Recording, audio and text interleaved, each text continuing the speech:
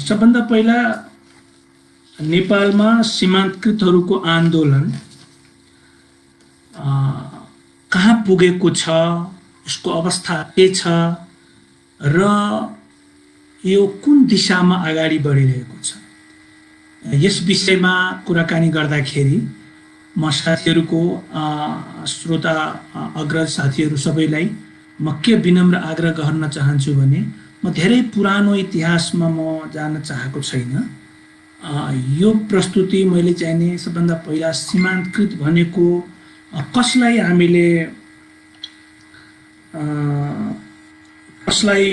हामीले सीमान्तकृत भन्न खोजेका हौं अथवा हामी सीमान्तकृत भनेर कसलाई बुझ्छौं, त्यो कुराको अलिकति स्पष्टीकरण भयो भने त्यसपछि अगाडिको प्रस्तुति चाहिँ सजिलो होला। अब 2063 सालमा जारी भएको अन्तरिम संविधानले नेपालमा लैङ्गिक हिसाबले महिला लगायत जातीय क्षेत्रीय हिसाबले र समुदायको हिसाबले सीमान्तीकरण भएको छ भन्ने कुरा स्वीकार गरेको थियो र त्यो संवैधानिक भनौं न संविधानमा भएको व्यवस्था अनुसार लैङ्गिक हिसाबले महिला र त्यसपछि चाहिँ दलित, आदिवासी जनजाति, मधेसी लगायतका समुदायहरूलाई सीमान्त समुदाय भनिएको छ। म आजको प्रस्तुतिमा मधेसी, आदिवासी जनजाति, दलित र केही कुराहरू चाहिँ महिला यो चारवटा समूहको सीमान्तीकरणको बारेमा र यो सीमान्तकृत समुदायहरू राजनीतिक रूपमा र सामाजिक रूपमा कुन खालको आन्दोलन गरिरहेको छ र यो आन्दोलन चाहिँ कहाँ पुगेको छ यस विषयमा आफ्नो कुरा राख्नेछु। मलाई लाग्छ सबै कुरा अब ठिक छ। यसले गर्दाखेरि म अब चाहिँ यो सिधै यो विषयमा म प्रवेश गर्न चाहन्छु।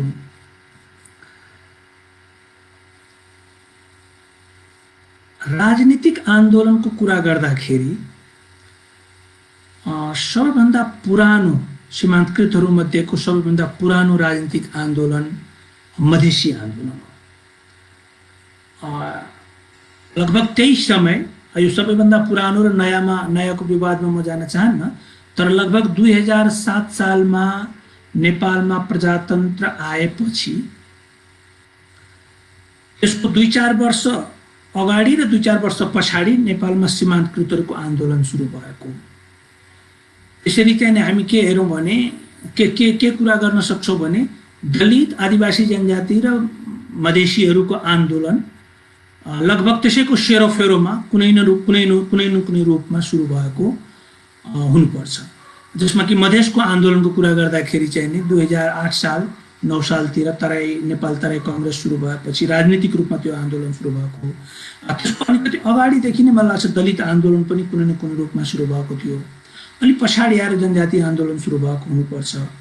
तर यसको चाहिँ निखार, यो आन्दोलनहरूको स्पष्ट स्वरूप धारण गर्नलाई निकै समय लाग्यो। मधेसी आन्दोलनले चाहिँ तत्कालीन दल मार्फत चाहिँ आफ्नो आन्दोलनलाई अगाडि बढाए।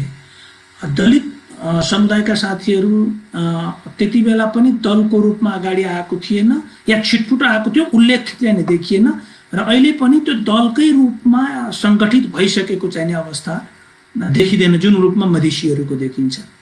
र जनजाति समुदायका चाहिने अग्रजहरू, आन्दोलनकारी नेताहरू, कार्यकर्ताहरू पनि पटक पटक चाहिने दल निर्माणको प्रक्रिया उहाँहरूले प्रयास चाहिँ गरेको देखिन्छ। यद्यपि त्यो चाहिँ धेरै सुदृढ रूपमा सफल भएको चाहिँ देखिँदैन।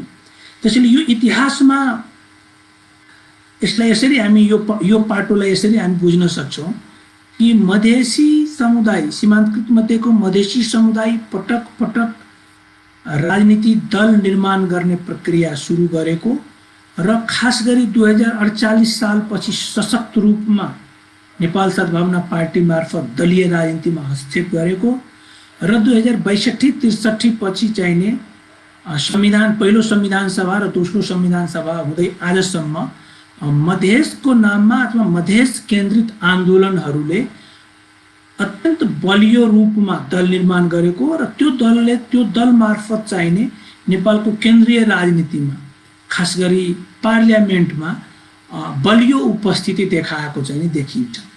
यो दल निर्माणको प्रक्रियामा मधेसको कोणबाट हेर्दाखेरि दल जब जब निर्माण हुने प्रक्रिया अगाडि बढ्यो लगत्तै विखण्डनको प्रक्रिया पनि अगाडि बढेको देखिन्छ। निर्माण गर्न कोसिस गर्ने, दललाई निर्माण गर्ने कोसिस गर्ने, फेरि विखण्डन भइहाल्ने, फेरि विभिन्न समूहहरू, खण्डित समूहहरू फेरि एक ठाउँमा आएर मोर्चाबन्दी गर्ने, मोर्चाबन्दी गरेपछि फेरि आन्दोलनको प्रयास गर्ने र त्यो आन्दोलनको प्रयासपछि फेरि निर्वाचनमा जाने र फेरि निर्वाचनपछि चाहिँ त्यो खण्डीकृत हुने दलहरू। मधेसको राजनीतिमा, मधेसको दलीय राजनीतिमा, मधेसको राजनीतिक आन्दोलनमा दल निर्माणको प्रक्रिया र त्यसलाई फेरि जोगाउन नसकेपछि खण्डीकृत हुँदै जाने, फेरि मोर्चाबन्दी हुने, फेरि आन्दोलन गर्ने, यो प्रक्रिया निरन्तर जारी रहेको छ। र आजको मितिमा आएपछि हामीले गत निर्वाचनमा हामीले के देख्यौँ भने मधेसका दुईटा दलहरू, बलियो दलहरू, एउटा समाजवादी फोरम र अर्को चाहिने राजपा, पछिल्लो निर्वाचनमा देखियो कि यो दुईटा दलहरू संघीय समाजवादी फोरम र राजपा राष्ट्रिय जनता पार्टी, यो दुईटा दलको बीचमा बडो कसिलो गठबन्धन बनेको थियो र त्यो गठबन्धन बनिसकेपछि राम्रो परिणाम ल्यायो। तर यसको मतलब यो म भन्न खोजेको होइन कि संघीय समाजवादी फोरम भन्ने जुन पार्टी थियो गत निर्वाचनमा त्यो पार्टी केवल मधेसीको थियो, त्यो म भन्न चाहेको छैन। नेपालमा पछिल्लो संविधानले पनि, जुन अहिले जारी छ, त्यो संविधानले पनि क्षेत्रीय दलको परिकल्पना गरेको छैन, उसले राष्ट्रिय दलको मात्रै कल्पना गरेको छ। त्यसले गर्दाखेरि त्यसमा चाहिने राष्ट्रिय स्वरूपकै दलहरूलाई संवैधानिक मान्यता दिएको हुनाले हामी यसलाई मधेसी मात्रैको दल त भन्न मिलेन। तर व्यावहारिक रूपमा यो दुईटै मधेस केन्द्रित दल थियो। संघीय समाजवादी फोरममा जनजाति समुदायका पनि प्रभावशाली नेताहरू त्यहाँ रहनुभएको थियो, त्यति बेला पनि र अहिले पनि हुनुहुन्छ है। त्यसैले मधेसी र जनजाति राजनीति गर्ने व्यक्तिहरूको गठबन्धनबाट संघीय समाजवादी फोरम बनेको थियो भने विभिन्न मधेस केन्द्रित दलहरू मिलेर राजपा बनेको थियो र यो दुईटाको बिचमा राम्रो गठबन्धन भएको थियो। र त्यो गठबन्धनबाट यो अन्तिम निर्वाचनमा राम्रो परिणाम ल्याएपछि आजको मितिमा त्यो दुईटै दल मिलेर एउटा जनता समाजवादी पार्टी बनेको छ। त्यसैले यो जुन राजनीतिक दलको निर्माण प्रक्रिया छ यसलाई हामी यसरी बुझ्न सक्छौँ कि मधेसीहरूको बीचमा कसिलो गठबन्धन र जनजातिहरूसँगको सहकार्यको प्रयासको रूपमा जनता समाजवादी पार्टीलाई लिन सकिन्छ। जनता समाजवादी पार्टी बनिसकेपछि यो मधेसी र जनजातिमा मात्रै केन्द्रित नरहेर यो आफूलाई चाहिने राष्ट्रिय राजनीतिक पार्टीकै रूपमा, राष्ट्रिय स्तरकै राजनीतिक पार्टीको रूपमा आफूलाई चाहिने विस्तार गर्ने प्रयासमा लागेको देखिन्छ। त्यसैले यो मधेसी राजनीति, यो सबै जनता समाजवादी पार्टीको केन्द्रमा यदि हामीले हेर्ने हो भने मधेसी राजनीतिक आन्दोलनको केन्द्रबाट यो पार्टीको उद्भव भएको हामी पाउँछौँ। यो विस्तार हुँदैछ। सुरुमा मधेसी पार्टी बन्यो, त्यसपछि जनजाति पार्टीसँग, जनजातिहरूको बहुल भएको पार्टीसँग एकीकरण भयो, मधेसी जनअधिकार फोरम र संघीय समाजवादी पार्टीको बीचमा एकीकरण भएपछि संघीय समाजवादी फोरम बन्यो र त्यसले फेरि राजपासँग एकीकरण गरेपछि र नयाँ शक्ति पार्टीसँग एकीकरण गरेपछि जसपा जुन बनेको छ, यो मधेसको राजनीति जति जति बलियो हुँदै गयो, मधेसी आन्दोलन जति जति बलियो हुँदै गयो, त्यति नै मधेसीहरू यसमा आबद्ध हुँदै आदिवासी जनजाति र खसारे समुदायसँग पनि सहकार्य गर्ने प्रयास गरेको रूपमा हामीले मधेस केन्द्रित, मधेसबाट सुरु भएको यो जनता समाजवादी पार्टीको अभियानको रूपमा यात्रालाई हामीले त्यसरी लिन सक्छौँ। दोस्रो चाहिने यही रूपमा आदिवासी जनजाति समुदायको राजनीतिक आन्दोलन यही रूपमा अगाडि बढेको हामीले देख्दैनौँ। हामीले चाहिने आदिवासी जनजाति समुदायका नेताहरू 2048 सालदेखि नै आदिवासी जनजाति शब्द नै राखेर राजनीतिक आन्दोलन अगाडि बढाउने, राजनीतिक दल निर्माण गर्ने प्रक्रिया नथालेको होइन, त्यति बेला पनि थालेकै हो। म अस्ति भर्खर मालागोडी भन्ने एकजना इटलीको रिसर्चरले 2047 को संविधानको बारेमा उहाँले एउटा किताब निकाल्नु भएको छ र त्यो किताबमा उहाँले लेख्नु भएको छ कि 2047 को संविधानमा कुनै जात क्षेत्रलाई केन्द्रित गरेर त्यसको नाममा दल निर्माण गर्ने, दल खोल्ने संवैधानिक प्रावधान नभएकै कारण आदिवासी जनजाति समुदायको दल निर्माण हुन सकेन र 2-3वटा दलको नाम पनि त्यसमा राखिएको छ कि त्यो दलहरूको दर्ता दिइएन। तर नेपाल सद्भावना पार्टीको दर्ता दिएको थियो, दर्ता गरेको थियो निर्वाचन आयोगले, त्यसको छुट्टै कथा छ।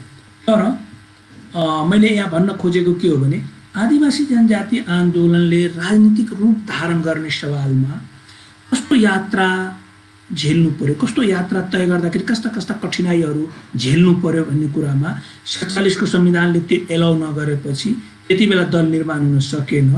तर 62-63 को आन्दोलनपछि अशोक राईजीको नेतृत्वमा संघीय समाजवादी पार्टी र अर्को पनि एउटा त्यसको प्यारललमा एउटा अर्को पार्टी पनि बन्ने प्रयास गरेको थियो।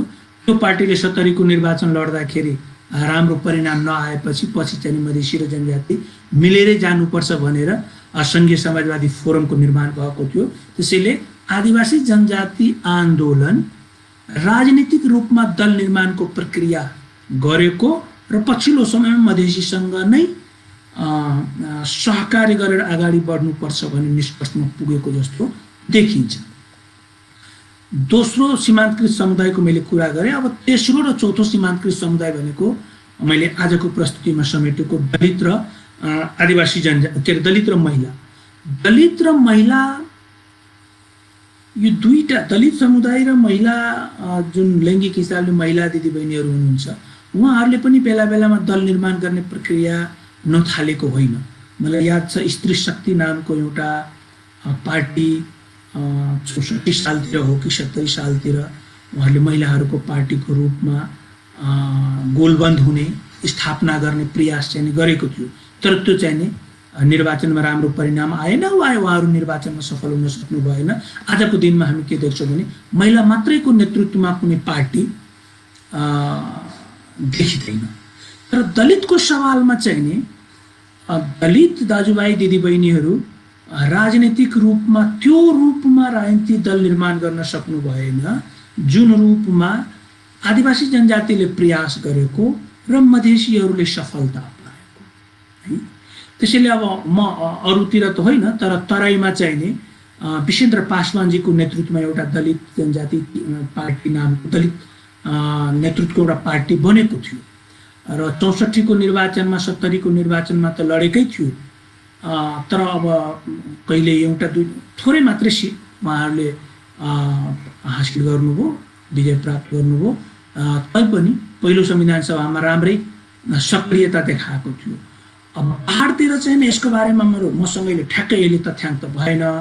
तर जे जति साथीहरूको कुराकानी सुनिन्छ प्रयास चाहिँ नि त्यताबाट पनि भएकै मैले सुनेको छु। म गलत पनि हुन सक्छु। दलितहरूको नेतृत्वमा दलित नेताहरूको अगुवाईमा राजनीतिक दल निर्माण गर्ने प्रक्रिया थालिएको थियो। तर आजको मितिमा आएपछि हामी के देख्छौँ भने जुन रूपमा मधेसीहरूको नेतृत्वमा पार्टी निर्माण हुन सक्यो गएको 13-14 वर्षमा अथवा 30 वर्षमा, जुन रूपमा आदिवासी जनजाति नेताहरूको अगुवाईमा आदिवासी जनजाति केन्द्रित दल निर्माण गर्ने प्रयास भयो, त्यो रूपमा दलित साथीहरू दलित अग्रजहरूले त्यो रूपमा सफलता पाएको हामी देख्दैनौँ है। त्यसैले यो राजनीतिक आन्दोलन सीमान्तकृतहरूको राजनीतिक आन्दोलन कुन रूपमा अगाडि बढेको छ र कुन रूपमा यो अगाडि बढ्ने छ भन्ने विषयमा कुराकानी गर्दाखेरि मैले यो 4वटा सीमान्तकृत समुदाय मधेसी, आदिवासी जनजाति, दलित र महिला को राजनीतिक आन्दोलनको यात्रामा दल निर्माणको प्रक्रिया, गठबन्धन गर्ने प्रक्रिया, मोर्चाबन्दी गर्ने प्रक्रिया, सङ्गठित हुने प्रक्रिया कुन रूपमा अगाडि बढेको छ मोटामोटी मैले प्रस्तुत गरेँ। यसको निष्कर्षमा म यति मात्रै भन्न चाहन्छु कि यो निरन्तर जारी छ। अब यसको अलिकति भित्री पाटोमा अलिकति यसको चाहिँ नि अर्को पाटो पनि म भन्न चाहन्छु। त्यो के भने यो आदिवासी जनजाति समुदायको दलमा आबद्ध हुने दल निर्माण गर्ने प्रक्रियाले कति बेला अलिकति गति लियो भन्दाखेरि जति बेला मधेसमा ठुला ठुला आन्दोलन भए, त्यस आन्दोलनको रापतापमा पहिलो संविधान सभामा मधेसीहरूको राम्रो उपस्थिति भयो। न केवल मधेस केन्द्रित दलहरूबाट, बल्कि नेपाली काङ्ग्रेस, नेकपा एमाले र नेकपा माओवादी पार्टीमा पनि राम्रो जब उहाँ मधेसीहरूले स्थान पाउन थाले, त्यसपछि चाहिने अलिकति अन्य सीमान्तकृत समुदायका नेताहरूमा यो कुराले झकझकाएको थियो। यो कुराले अलिकति दोहोर्याएर अलिकति पुनरावलोकन गर्ने आफ्नो राजनीतिक आन्दोलनलाई सोच्न चाहिँ बाध्य पारेको थियो। र त्यति बेला हामीले धेरै जनजाति, आदिवासी जनजाति समुदायका नेताहरूसँग हामीले कुराकानी गर्दाखेरि मधेसीहरूले आन्दोलन गरेपछि राष्ट्रपति पाए, उपराष्ट्रपति पाए, यस्तो ठुलो ठुलो पार्टी बन्यो, हामीले पनि गर्नुपर्छ भन्ने खालका सोचाइ विचारहरू हामीले देखेका थियौँ। त्यो मधेस आन्दोलन यस मानेमा एक प्रकारले मार्गदर्शक आन्दोलनको रूपमा, खास गरी दल निर्माणको प्रक्रियामा मार्गदर्शक आन्दोलनको रूपमा मधेस आन्दोलनले भूमिका खेलेको हामी पाउँछौँ। यहीँनिर चाहिने अर्को एउटा कुरा उल्लेख गर्नु जरुरी छ कि दलित आन्दोलनको प्रभाव अथवा दलित आन्दोलनले कुन रूपमा आफूलाई चाहिने हेर्न, दलितका अगुवाहरूले कसरी हेरे त राजनीतिक आन्दोलनलाई भन्दाखेरि सीमापारी बिहार र यूपी, उत्तर प्रदेशमा जुन रूपमा दलित समुदायका अगुवाहरू गएको 20-30 वर्षमा जसरी आफूलाई सङ्गठित गर्ने प्रयास गरे र जसरी चाहिँ आफ्नो जनसङ्ख्यालाई मतदातामा कन्भर्ट गर्ने कोसिस गरे र मत प्राप्त गर्ने कोसिस गरे र त्यहाँको राजनीतिलाई जसरी हस्तक्षेप गरे, त्यसबाट पनि चाहिँ मधेसका म चाहिँ खास गरी जति साथीभाइहरूसँग कुरा गरेँ, भारतको, उत्तर भारतको, बिहार र यूपीको राजनीतिमा दलित समुदायले गरेको हस्तक्षेपबाट प्रभावित भएको मैले पाएको थिएँ है। त्यसले गर्दाखेरि प्रयासहरू चाहिँ नि जारी छ र आफ्नो आफ्नो सोर्स अफ इन्स्पिरेसन छ सबै आन्दोलनको। आफ्नो आफ्नो प्रकारले त्यहाँ जटिलताहरू पनि छन्, तर त्यहाँ आफ्नै आफ्नै प्रकारको सफलताहरू पनि देखिन्छ। सो यो सीमान्तकृतहरूको आन्दोलनमा को राजनीतिक यात्रा चाहिँ नि यसरी अगाडि बढेको मैले चाहिँ पाएको छु। एउटा कुरा यसमा चाहिँ नि प्रयास यसरी भएको छ, तर राजनीतिक आन्दोलनलाई अगाडि बढाउँदा, दल निर्माणको प्रक्रियालाई अगाडि बढाउँदा मुद्दाहरूको पहिचान गर्ने र त्यसको व्याख्या विश्लेषण गरेर त्यसको प्रचार प्रसारको आधारमा जनमत निर्माण गर्ने प्रक्रियामा केही कन्फ्युजनहरू नभएको होइन। त्यसैले यो सबै समुदायको प्रयास त यसरी भयो, तर अवरोधहरू कहाँ कहाँ भयो त भन्ने कुरा पनि हामीले बुझ्नु जरुरी छ।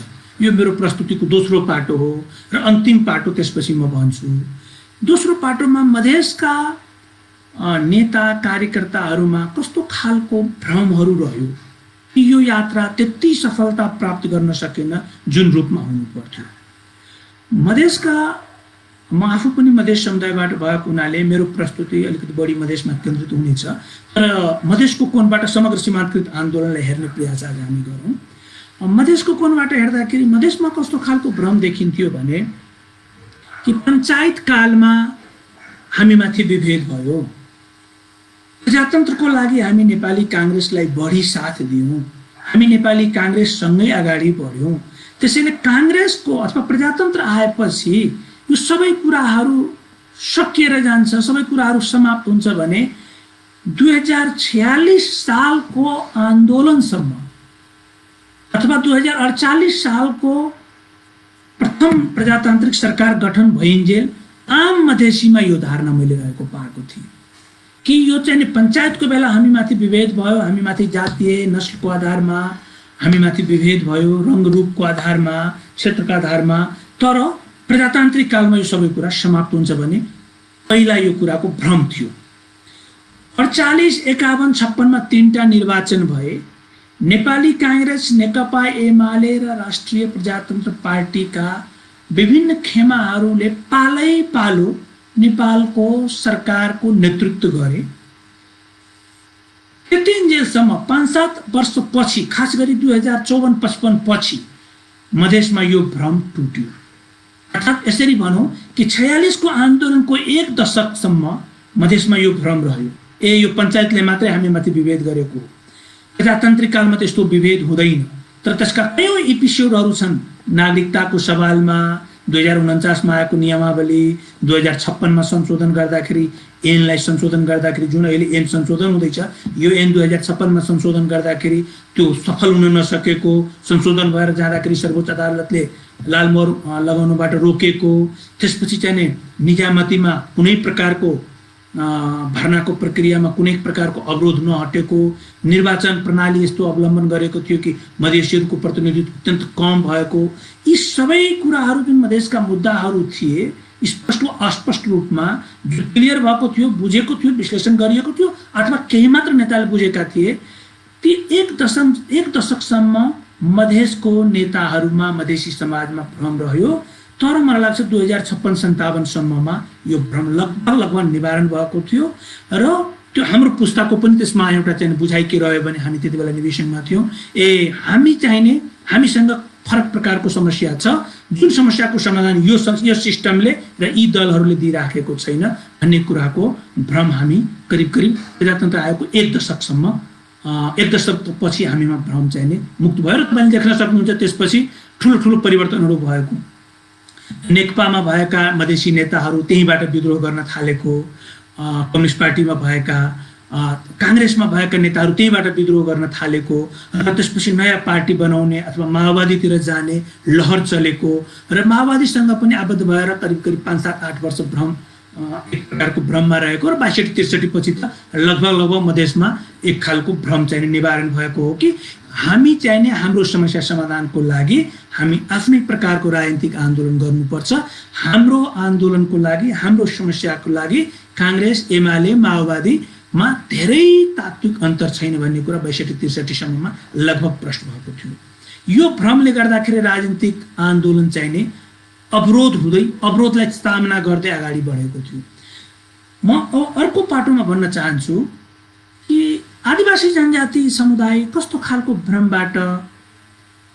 भ्रमहरू सामना गर्नु पर्यो जसले उसको आन्दोलन, राजनीतिक आन्दोलन चाहिँ अवरोध, धेरै हदसम्म अवरोधको सिर्जना गर्नु पर्यो भन्दाखेरि मधेसको तुलनामा आदिवासी जनजातिको समस्या पनि फरक रहेको र मुद्दा पनि फरक रहेको र उसको समाधानको बाटो पनि फरक रहेको प्रकारले यो आन्दोलनलाई हामीले हेर्नुपर्छ।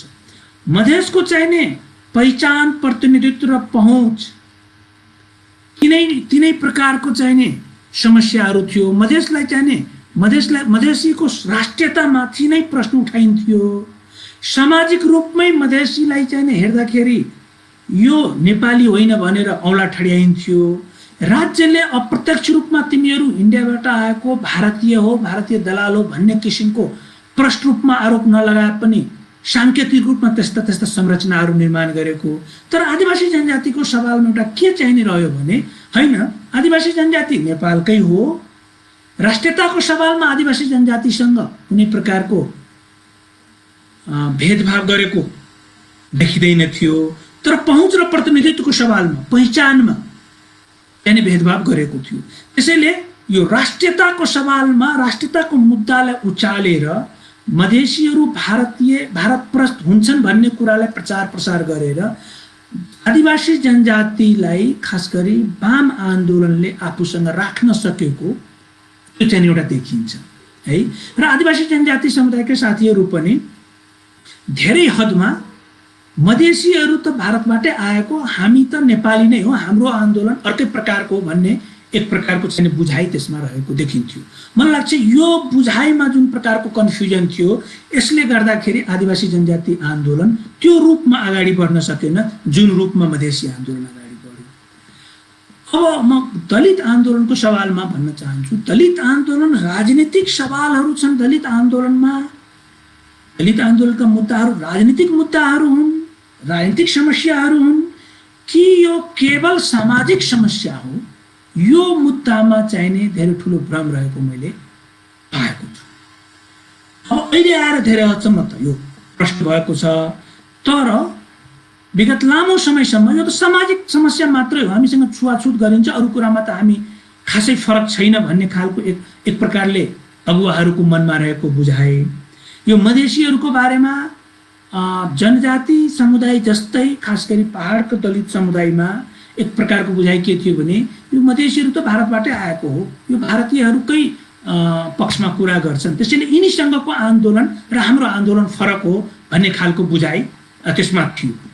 अर्को कुरा के भने कि यी आन्दोलनहरूले खास गरी मधेस आन्दोलनमा के कमजोरी रह्यो भने जातीय विभेदको, सम्प्रदायको विभेदको, आफ्नो पहिचानमाथि गरेको प्रश्नहरूमाथि लिएर यो आन्दोलन निकै भोकल थियो, निकै जोडले आफ्नो कुराहरू राख्थे, दबावका साथ आफ्नो तर्क रूपमा राख्थे।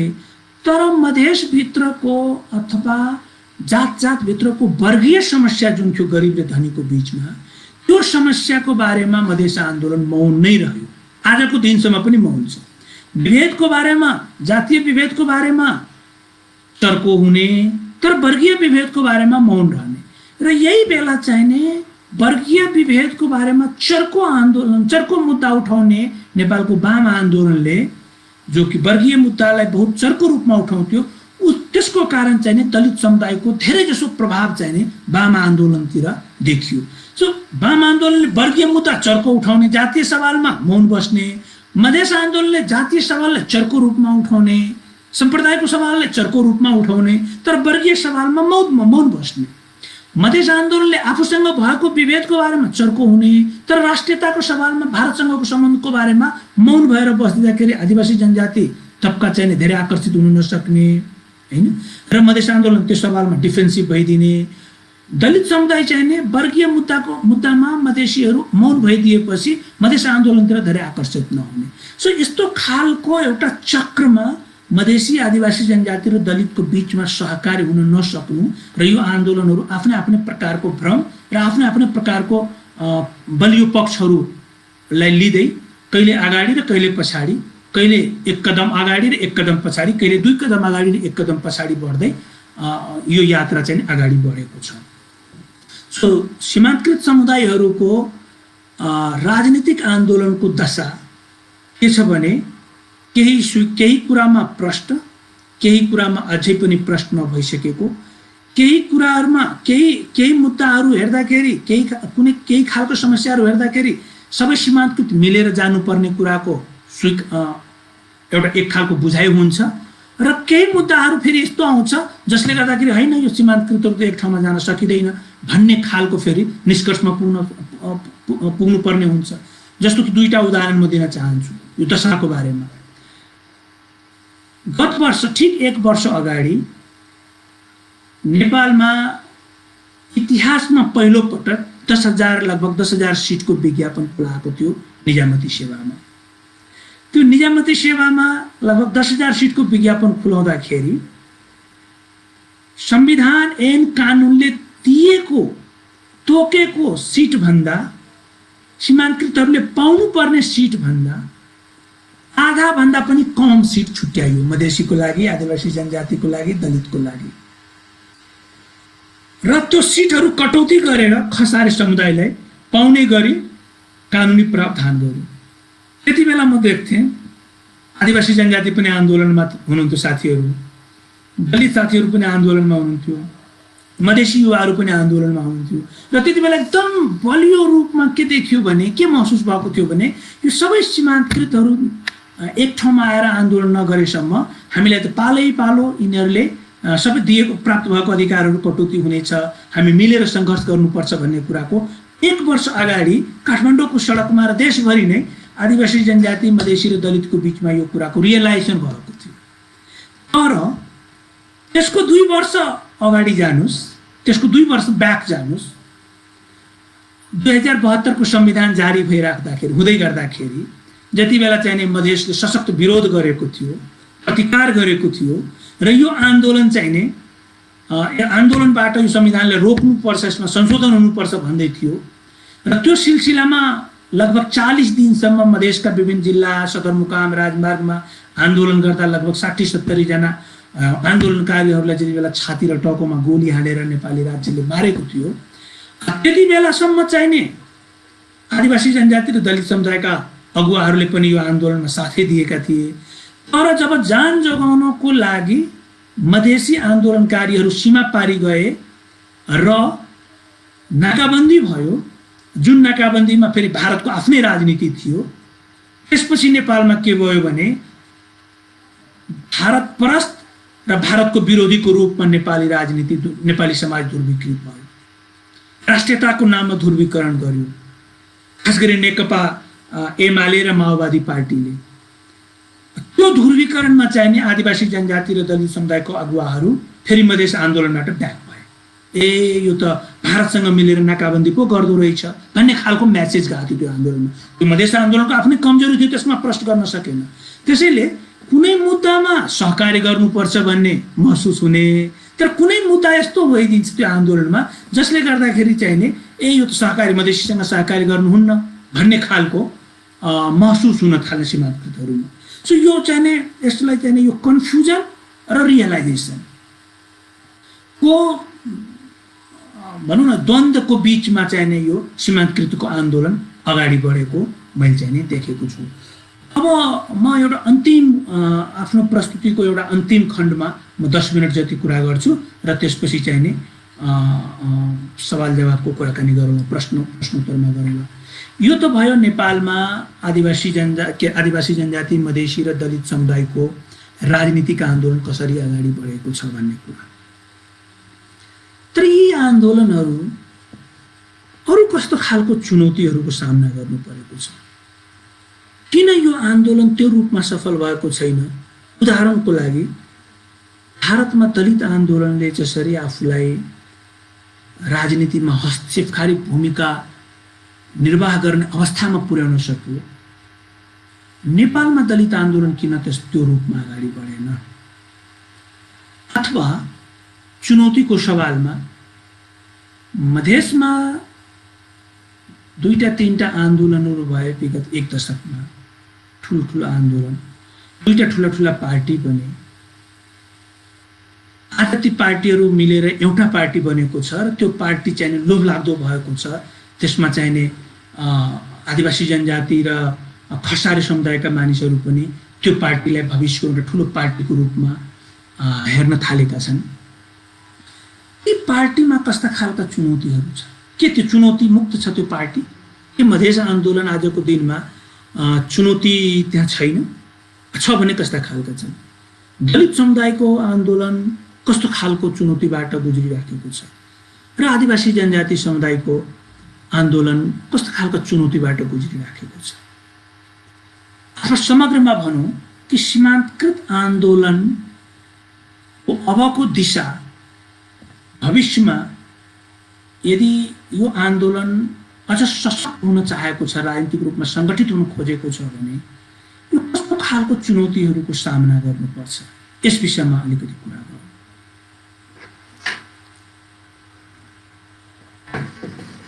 मलाई लाग्छ कि पहिलो कुरा हामी आजको सामाजिक र राजनीतिक पक्ष, आजको समाजको सामाजिक सोसियो पोलिटिकल एस्पेक्ट जुन भनिन्छ, सामाजिक र राजनीतिक पक्षको विश्लेषण गर्नु जरुरी छ यसमा। दोस्रो, पोलिटिकल इकोनोमी, आर्थिक व्यवस्थासँग समाजको राजनीतिक आन्दोलन चाहनाहरू कसरी प्रभावित हुन्छ? मधेसी समाजको अथवा सबै समाजको, आदिवासी जनजाति दलितको समाजको, समग्र समाजको आर्थिक पक्षसँग राजनीति कसरी जेलिएको हुन्छ, सम्बन्धित हुन्छ, यो विषयमा पनि कुराकानी गर्नु पर्ला। So socio political economic aspect र त्यसपछि चाहिने हामीले तेस्रो मुद्दामा हामीले के चाहिने हेर्नुपर्छ भने यो त समाजको 2टा पक्षको बारेमा त हामी कुरा गर्यौँ जसले राजनीति प्रभावित हुने हो, तर यो आन्दोलनबाट उब्रेका पार्टी र नेताहरूको कस्तो प्रकारको चरित्र हुँदो रहेछ, के त्यसले आन्दोलनलाई प्रभावित गर्छ कि गर्दैन? यी आन्दोलनहरूबाट जन्मेका दलहरू कस्ता खालका चुनौतीबाट गुज्रिनु परेको हुन्छ, त्यसले आन्दोलनलाई कसरी प्रभाव पारेको हुन्छ? सो लिडर्स र पार्टी अर्गनाइजेसन, यो 2टाको चाहिँ खास गरी म सीमान्तकृत समुदायको लिडर्स र सीमान्तकृत समुदायलाई केन्द्रमा राखेर बनेको पार्टीहरूको दशा दिशाको बारेमा पनि कुरा गर्नु पर्ला हामीले। र चौथो कुरा कि जब सीमान्तकृतहरू आफूलाई राजनीतिक रूपमा अगाडि बढाउन चाहन्छन्, संगठित हुन चाहन्छन्, धक्का दिने प्रयास गर्छन् केन्द्रीय राजनीतिलाई, त्यसपछि मूलधारको राजनीति गर्ने शक्तिहरूले कस्तो खालको रणनीति अपनाउँछ र त्यसबाट सीमान्तकृतहरूको आन्दोलन कसरी प्रभावित हुन्छ, यो चारवटा बुदामा हामी चाहिने कुराकानी गर्नुपर्छ। म त्यो हिसाबले आफ्नो प्रस्तुतिको अन्तिम खण्डमा राख्ने प्रयास गर्छु। त्यस अगाडि म दुईटा बुदा थप भन्न चाहन्छु छोटकरीमा। एउटा के भने कि नेपालमा, नेपाली समाजमा राजनीतिक रूपले सचेत अथवा राजनीतिक गतिविधिमा, राजनीति सम्बन्धी बहसहरूमा आफूलाई इङ्गेज गर्ने जुन तबका छ, समुदाय छ, समूह छ नेपाली समाजको, त्यो मूलभूत रूपमा तीन प्रकारको छ मुद्दाको हिसाबले। एउटा पहिचानवादी समूह छ जुन हामी छौँ, जसको बारेमा धेरै कुरा मैले गरेँ। मधेसी समुदायका केही मान्छे, मधेसी समुदायका सबै मान्छे त राजनीतिको बारेमा कुरा गर्दैन नि त, केही हजार मान्छे होला जसले यो कुराहरू बुझ्छन् र हैन राजनीतिक रूपमा सङ्गठित हुनुपर्छ भनेर जसको विचार त्यो रूपमा चाहिँ परिष्कृत भएको छ, त्यो चाहिँ पहिचानवादी तबकामा पर्यो। त्यस्तै तबका, त्यस्तै समूह जनजातिमा छन्, आदिवासी जनजातिमा, दलितमा, महिला समुदायमा। त्यसैले यो चाहिने महिला समूहमा यो चाहिने पहिचानवादी समूह एक प्रकारको छ नेपालमा। अर्को राजनैतिक रूपमा सचेत, सक्रिय, कुराकानी बुझ्ने, सबै ग्रामर पनि बुझ्ने पोलिटिक्सको, तर पहिचानको मुद्दामा यो के पनि होइन, यो गर्नु हुँदैन भन्ने पनि ठुलो तबका छ। त्यसले के को बारेमा कुरा गर्छ? त्यसले दुईटा कुरा गर्छ। एउटा कुरा उसले राष्ट्रियताको कुरा गर्छ कि सबै कुरा राष्ट्रवाद हो भन्छ। भारतले हामीलाई थिचोमिचो गर्यो, सीमा विवादमा त्यो जुलुस निकाल्छ। एउटा अब वर्षायाम आयो, अब त्यसपछि तराईतिर चाहिँ बाढी आउँछ, त्यसपछि भारतमा बनेको बाँधहरूको कारणले बाढी आयो भनेर चर्को राष्ट्रवादको कुरा, खास गरी भारत विरुद्धको नेपालको राष्ट्रवादको कुरा गर्ने एउटा राष्ट्रवादी समूह छ। त्यसले पहिचानको मुद्दालाई त्यति महत्त्व दिन्न। एउटा तेस्रो समूह छ, त्यसले भन्छ हैन यो राष्ट्रवादको कुरा पनि त्यति महत्त्वपूर्ण होइन, यो पहिचानको मुद्दा पनि त्यति महत्त्वपूर्ण होइन, एउटा विकासको मुद्दा सबैभन्दा महत्त्वपूर्ण। ठुला ठुला रोड बन्यो, ठुला ठुला पुलहरू बन्यो, ठुला ठुला हाइड्रो पावर प्रोजेक्टहरू बन्यो, ठुला ठुला फ्याक्ट्रीहरू बन्यो भने यसले चाहिने रोजगारको सृजना गर्छ र नेपालबाट गरिबी उन्मूलन हुन्छ।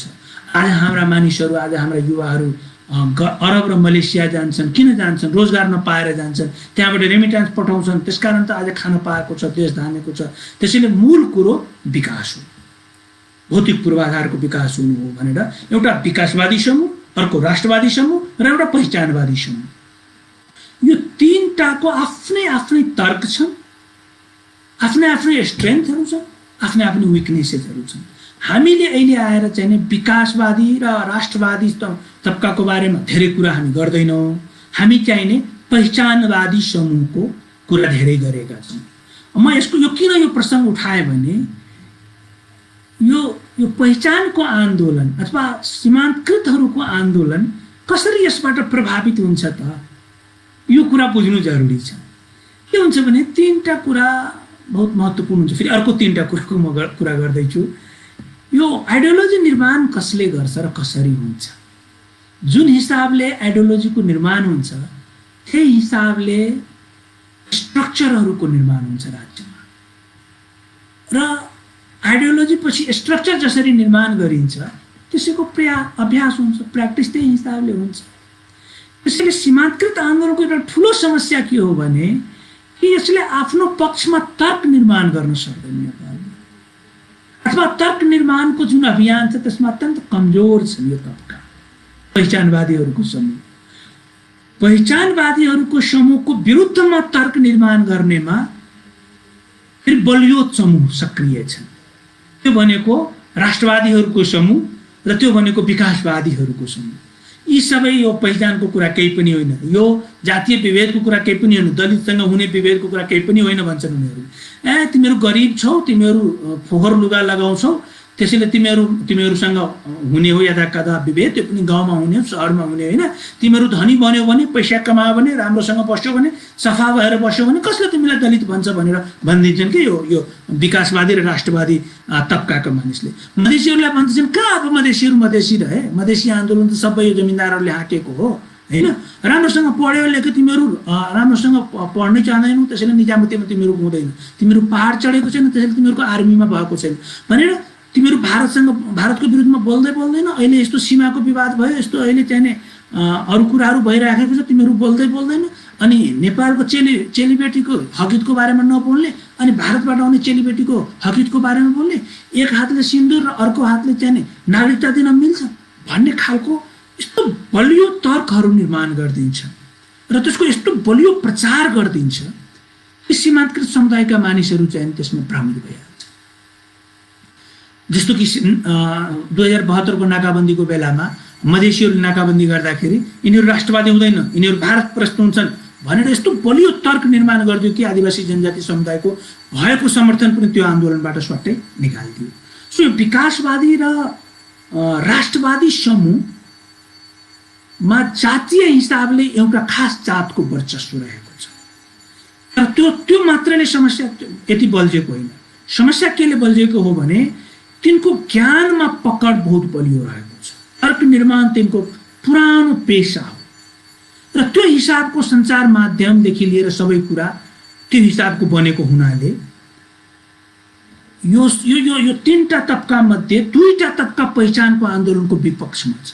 यो किन विपक्षमा छ त भन्दाखेरि किनभने उनीहरूले बनेको संरचना, राज्यको पुरानो संरचनाबाट लाभ लिने समूहहरू हुन्।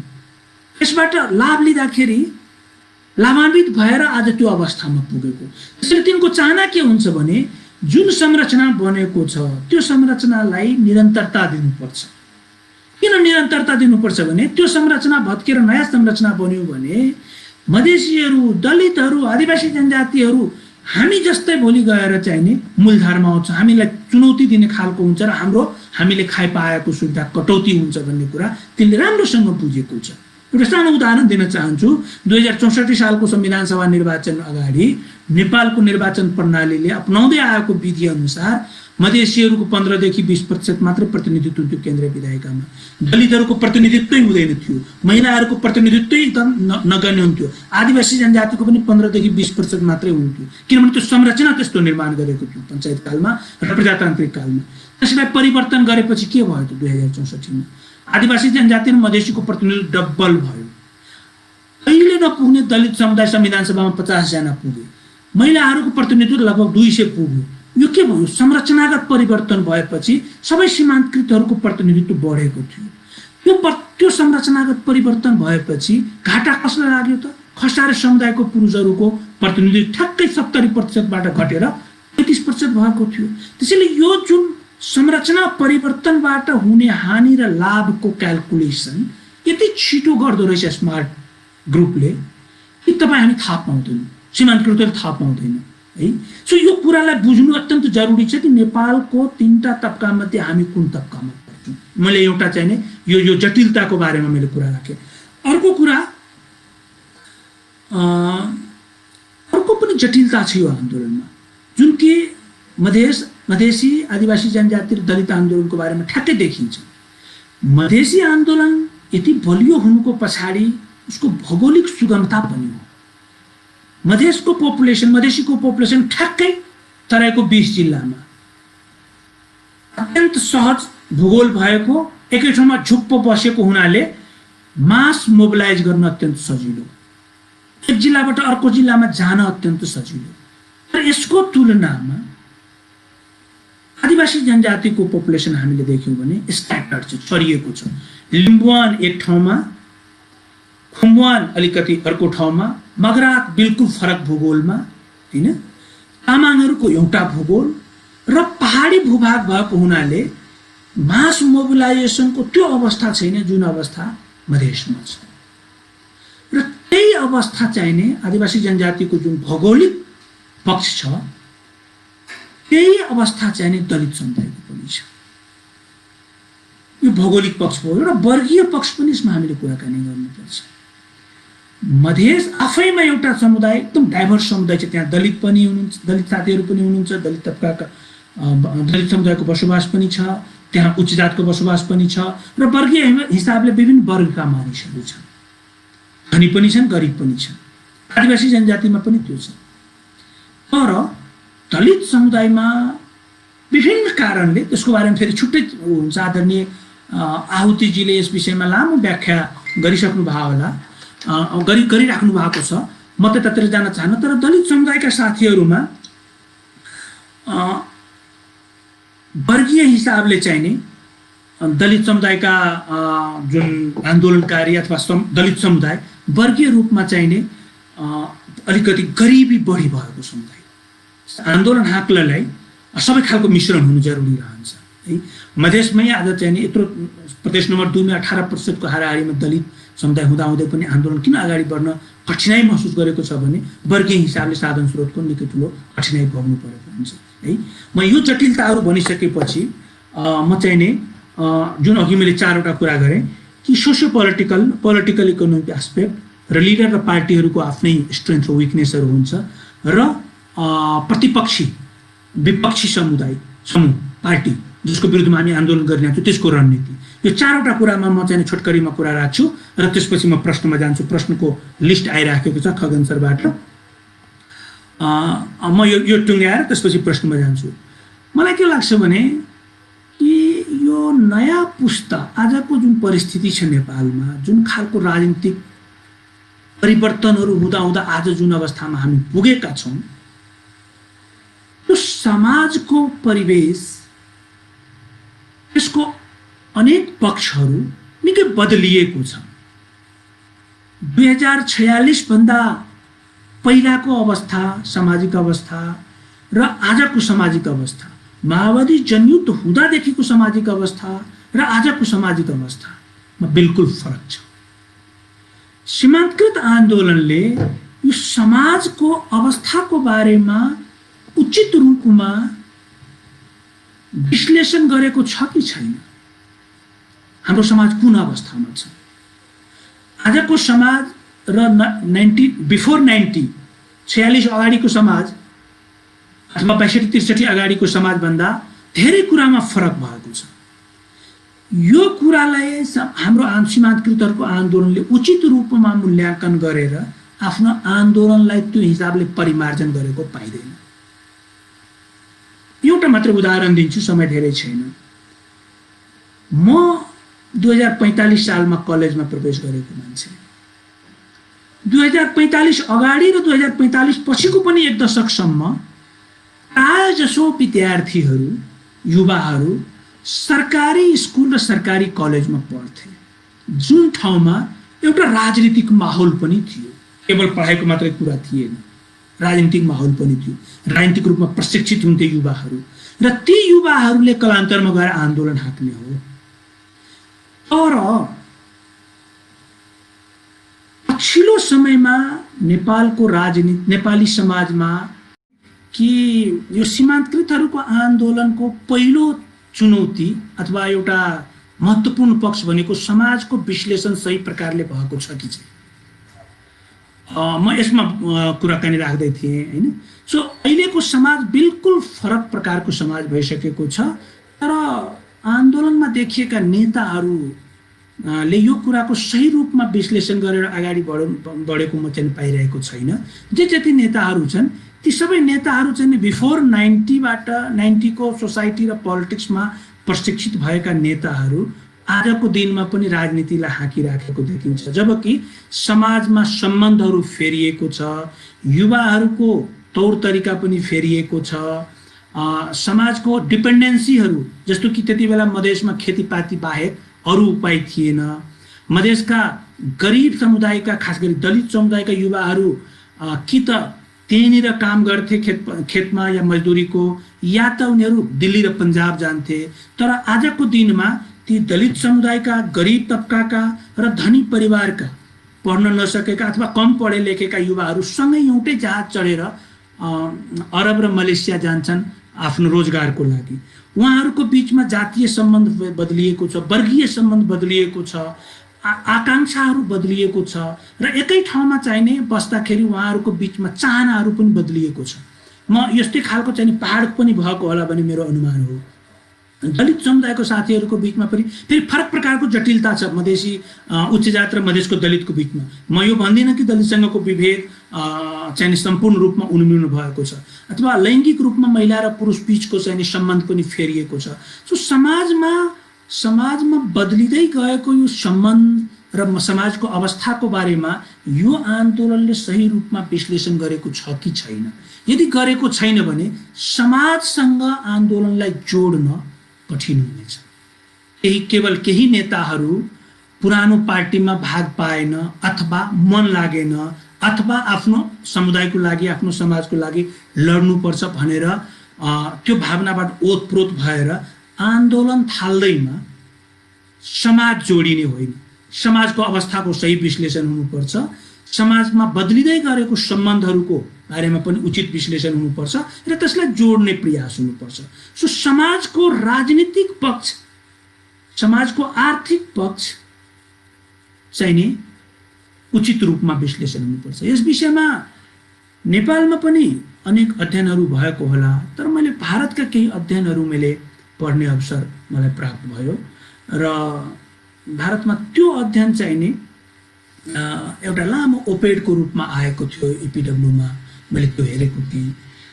के छ भने त्यहाँनिर दलित समुदायका युवाहरूसँग अन्तर्वार्ता गरिएको थियो र उनीहरूलाई के सोधिएको थियो भने तपाईँ दलित नै हुनुहुन्छ भने दलित पार्टीमा किन जानुहुन्न, किन तपाईँ चाहिँ नि ठुला पार्टी काङ्ग्रेस र बिजेपीमा जानुहुन्छ भनेर त्यस्ता खालका पनि युवाहरूसँग कुराकानी गर्दाखेरि त्यो स्कलरको चाहिँ नि त्यो अनुसन्धानकर्ताको तर्क के थियो भने कि पछिल्लो 2 दशकमा विश्वभरि अभ्यास भएको नियोलिबरल पोलिसी है, नवउदारवादको जुन अभ्यास भयो त्यसले गर्दाखेरि समाजमा आर्थिक सम्बन्धहरू फेरिए। आज र अर्को चाहिँ नि विगत लामो समयदेखि भारतमा पनि जुन प्रकारको अभ्यासहरू भयो आरक्षणको र सेवा सुविधा दिने सवालमा दलितहरूको विषयमा जुन प्रकारको एडभोकेसीहरू भए त्यसले चाहिने जुन एउटा नयाँ पुस्ता निस्कियो त्यो समाजमा, त्यो पुस्ता जब बजारमा आउँछ गाउँबाट विभिन्न खालका विभेद झेल्दै र प्राप्त सुविधाको उपयोग गर्दै त्यो पुस्ता जब बजारमा आउँछ त्यसको चाहनाहरू त बिल्कुल फरक हुँदो रहेछ। त्यो दिनभरि त्यो मोबाइल चलाउने, घरमा गएपछि टेलिभिजन हेर्ने र टेलिभिजनबाट उसको दिमागमा निर्मित हुने एक प्रकारको जुन बिम्बहरू हुन्छ त्यसले चाहिने समाजमाथि आफ्नो समुदायमा माथि भइराखेको विभेदको मुक्तिको लागि त्यो युवाले जति सोच्छ त्योभन्दा बढी त्यो युवाले चाहिने नवउदारवादी सिस्टमले प्रणालीले ल्याएको चाहिने सेवा सुविधाहरूको बारेमा बढी कल्पना गर्न थाल्छ। टेलिभिजन राम्रो कसरी किन्ने, राम्रो सेटको मोबाइल कसरी किन्ने, राम्रो बाइक कसरी किन्ने, अनि राम्रो फिल्म चाहिने कसरी हेर्ने, अनि राम्रो खालको चाहिने एपार्टमेन्टमा कसरी बस्ने भन्ने खालको युवा पुस्तामा यो चाहिँ जुन अर्थव्यवस्थामा परिवर्तन आयो र प्रविधिको जुन प्रकारको नयाँ खालको प्रविधिको विकास भयो, धेरै जसो युवाहरू, सबै होइन तर धेरै जसो युवाहरू सीमान्तकृत समुदायका उसको कल्पना चाहिने फरक प्रकारको हुन थाल्यो। उसको बुवाको पुस्ताको र उसको चाहिने कल्पना फरक प्रकारको हुन थाल्यो। त्यसैले यो अर्थव्यवस्थाले समाजमा पारेको प्रभाव र त्यो प्रभावको कारण चाहिने आन्दोलनलाई पारेको प्रभाव, ती कारणहरूले आन्दोलनमा परेको प्रभावको बारेमा पनि मलाई लाग्छ नयाँ प्रकारको विश्लेषण चाहिँ सीमान्तकृत आन्दोलनले गर्नुपर्छ। नभइराखेको पनि होइन, म फेरि त्यो पनि भन्दिनँ। जस्तो कि आज नयाँ प्रकारको जुन प्रविधिको प्रयोग भइराखेको छ जसबाट आज हामी कुरा गर्दैछौँ, यो आजको 10 वर्ष अगाडि थिएन, 20 वर्ष अगाडि यो कुरा थिएन। त्यसैले यसको फाइदा पनि नलिराखेको होइन सीमान्तकृत आन्दोलनले। सामाजिक सञ्जालदेखि लिएर अन्य कुराहरूमा तर यो प्रविधिको विकास र नयाँ खालको अर्थव्यवस्थाले युवा पुस्तालाई आन्दोलनमा त्यही प्रकारले जोड्न सकेको छ कि छैन? पुरानो पुस्ताले जसरी अनुभव गरेर महसुस गरेर आन्दोलनमा जोडिन खोजेका छन्, जोडिँदैछन्। म अनेकौं नामहरू सम्झिन्छु आज मधेसको आदिवासी जनजाति दलित समुदायका अगुवाहरूको, जो चाहिँ आजभन्दा 10 वर्ष अगाडि 20 वर्ष अगाडि छुट्टै सीमान्तकृतको लागि छुट्टै आन्दोलन गर्नुपर्छ भनिराख्नु भएको थिएन र उहाँहरू कलान्तरमा गएर छुट्टै आफ्नो समुदाय र सीमान्तकृतहरूको लागि आन्दोलन गर्नुपर्छ भन्ने निष्कर्षमा पुग्नु भएको छ। त्यही रूपमा आजको युवा पुस्ता जोडिन खोजेको छ कि छैन? अथवा जोडिन खोजेको छ भने कति जोडिन खोजेको छ? अथवा फेसबुकमा सोशल मिडियामा प्रविधिमा मात्रै जोडिएको छ कि भौतिक रूपमा पनि जोडिएको छ?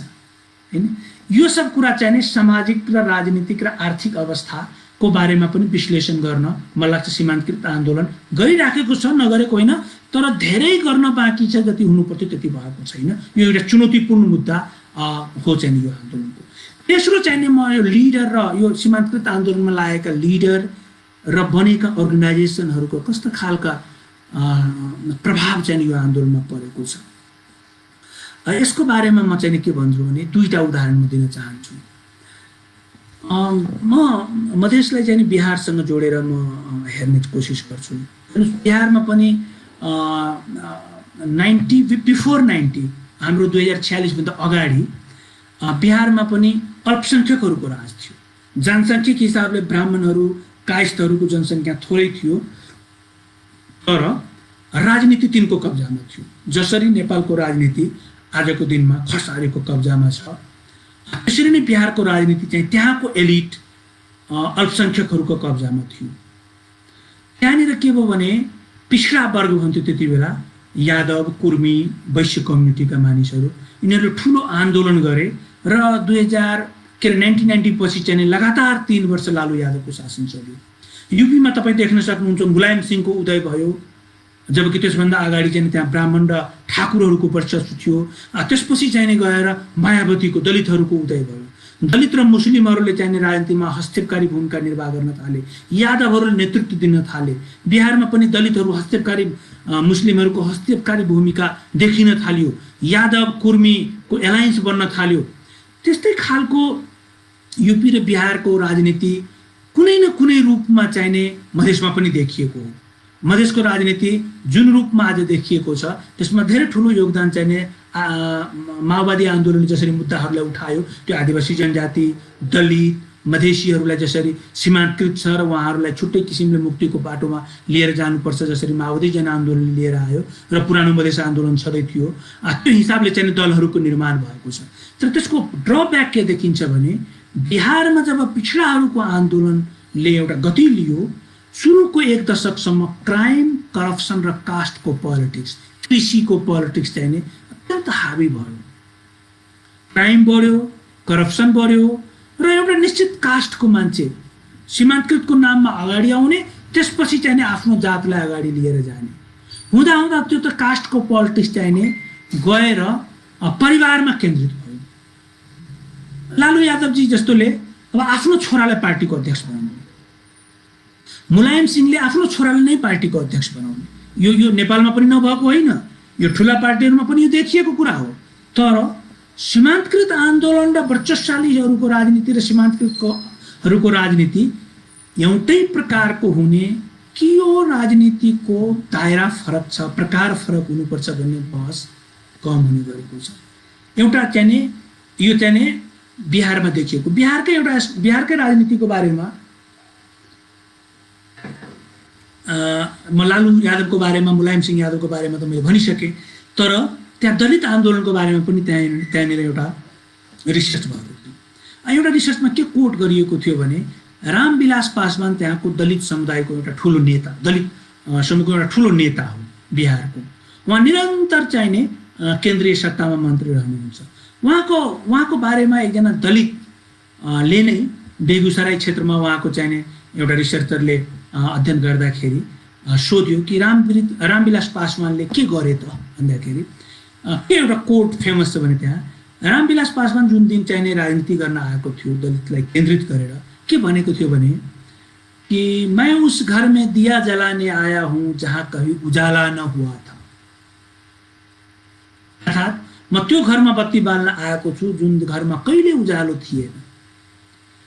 र 20-30 वर्षपछि आजको दिनमा आएर के भयो त परिवर्तन दलितको त्यहाँनिर भन्दाखेरि दलितहरू राजनीतिक रूपमा त सङ्गठित भए, तर उसको अवस्थामा खासै परिवर्तन आएन।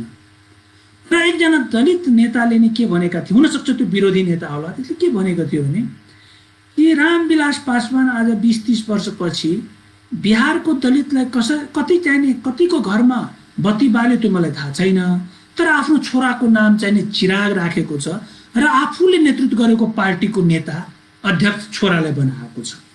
त्यसैले अरूको घरमा कति बत्ती बाल्यो बालेन थाहा छैन, तर आफ्नो छोराको नाम चिराग राखेर आफ्नो घरमा त बत्ती बालेको छ भने एउटा सिरियस क्वेश्चन सबैभन्दा सीमान्तकृत समुदायको नेता र त्यसले निर्माण गरेको पार्टीमाथि लगाइदियो।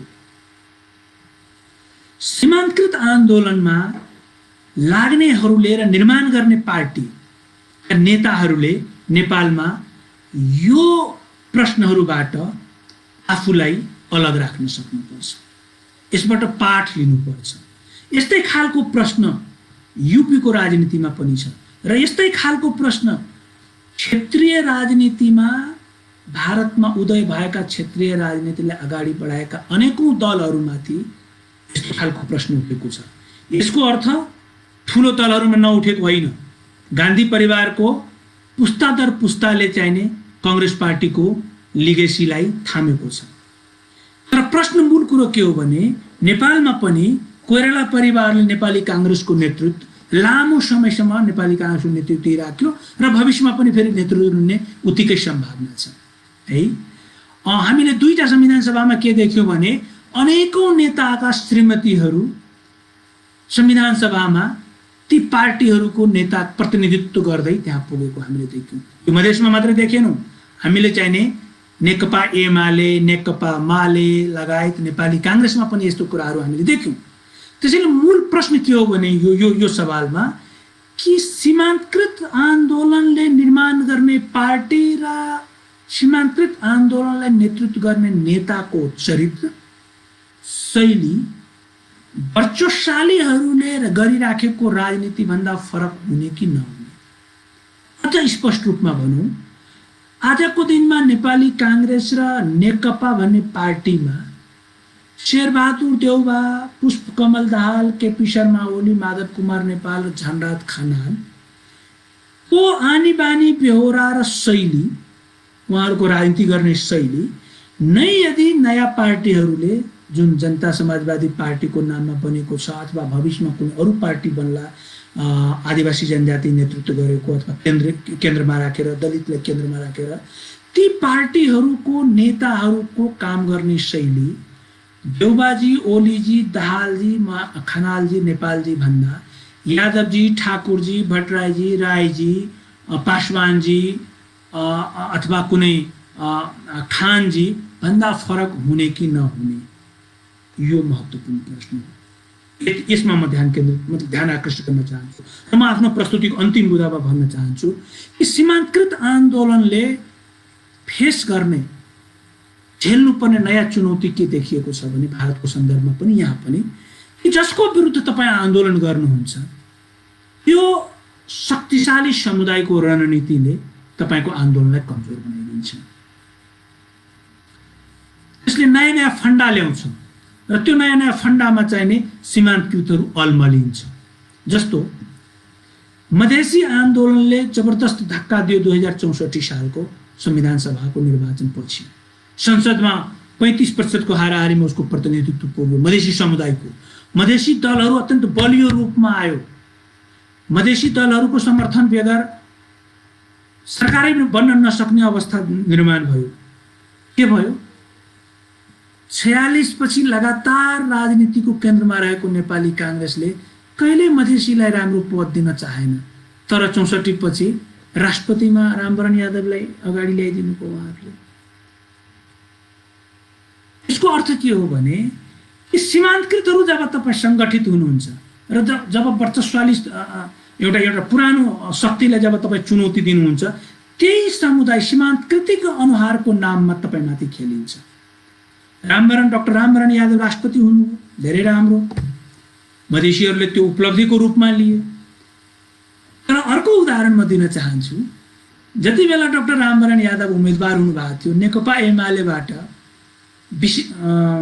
डाक्टर आदरणीय रामप्रीत पासवानलाई उम्मेदवार बनाइएको थियो मधेसीको नाममा, किनभने माओवादीले पनि रामराजा प्रसाद सिंहलाई बनाइएको थियो। हेर्नुहोस् कसरी सीमान्तकृत आफू सत्तामा भइन्जेल सजिलै दिन सक्ने बेलामा सीमान्तकृतलाई नदिने, तर जब सीमान्तकृतको नाममा राजनीति भएर सङ्गठित भएर जब धक्का दिन्छन्, त्यसपछि सीमान्तकृतको नाममा कसरी राजनीति गर्छन् पटशाली समुदायले।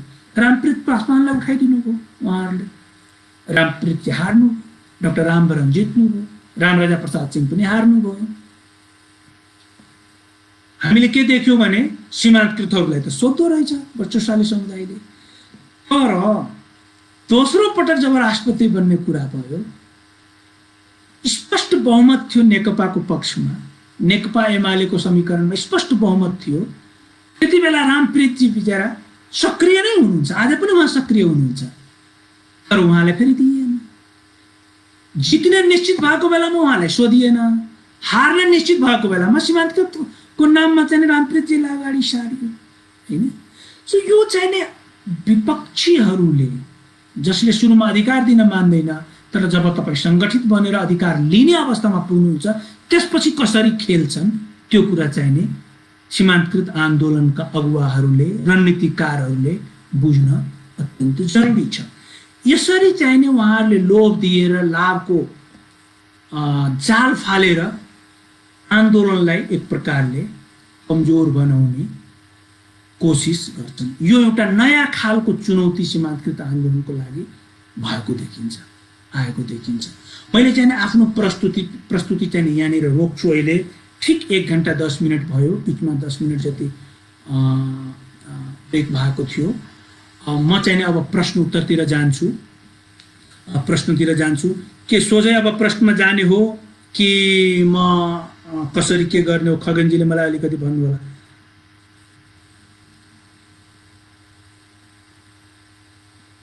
मधेसी आदिवासी जनजाति बीच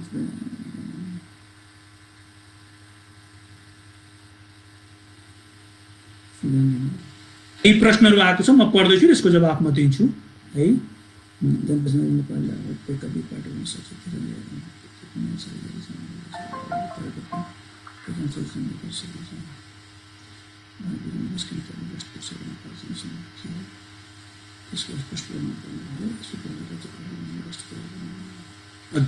ल 5वटा प्रश्न आएको छ। म यो प्रश्नहरू र यहाँ पनि फेसबुकमा पनि म देखिरहेको छु केही प्रश्नहरू आएको छ। म सबै प्रश्नहरूलाई यसो हेर्दाखेरि सबै मिल्दोजुल्दो प्रश्नहरू छ। म चाहिँ यसलाई सम्बोधन गर्ने, म आफ्नो तर्फबाट जवाब दिने कोसिस गर्छु।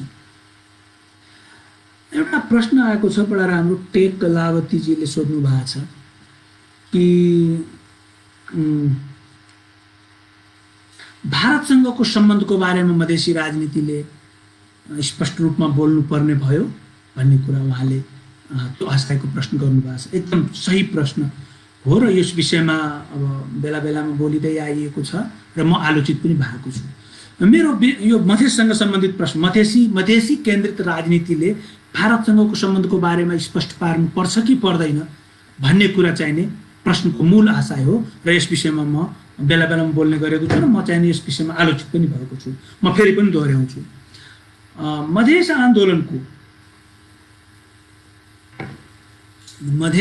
मधेस आन्दोलनलाई अन्य हिसाबले हामी विश्लेषण गर्दै गरौँला, तर मधेस आन्दोलनलाई एजेन्डागत हिसाबले यसको 3टा पक्षहरू छ। मधेस आन्दोलनको मधेसी समाजले जुन आन्दोलन गर्छन् मधेसी समुदायले, त्यसको 3टा आयामहरू छ। एउटा मधेसी समुदायले काठमाडौँसँग खोजेको मुद्दाहरू, काठमाडौँसँग गरिराखेको झगडाका विषयहरू,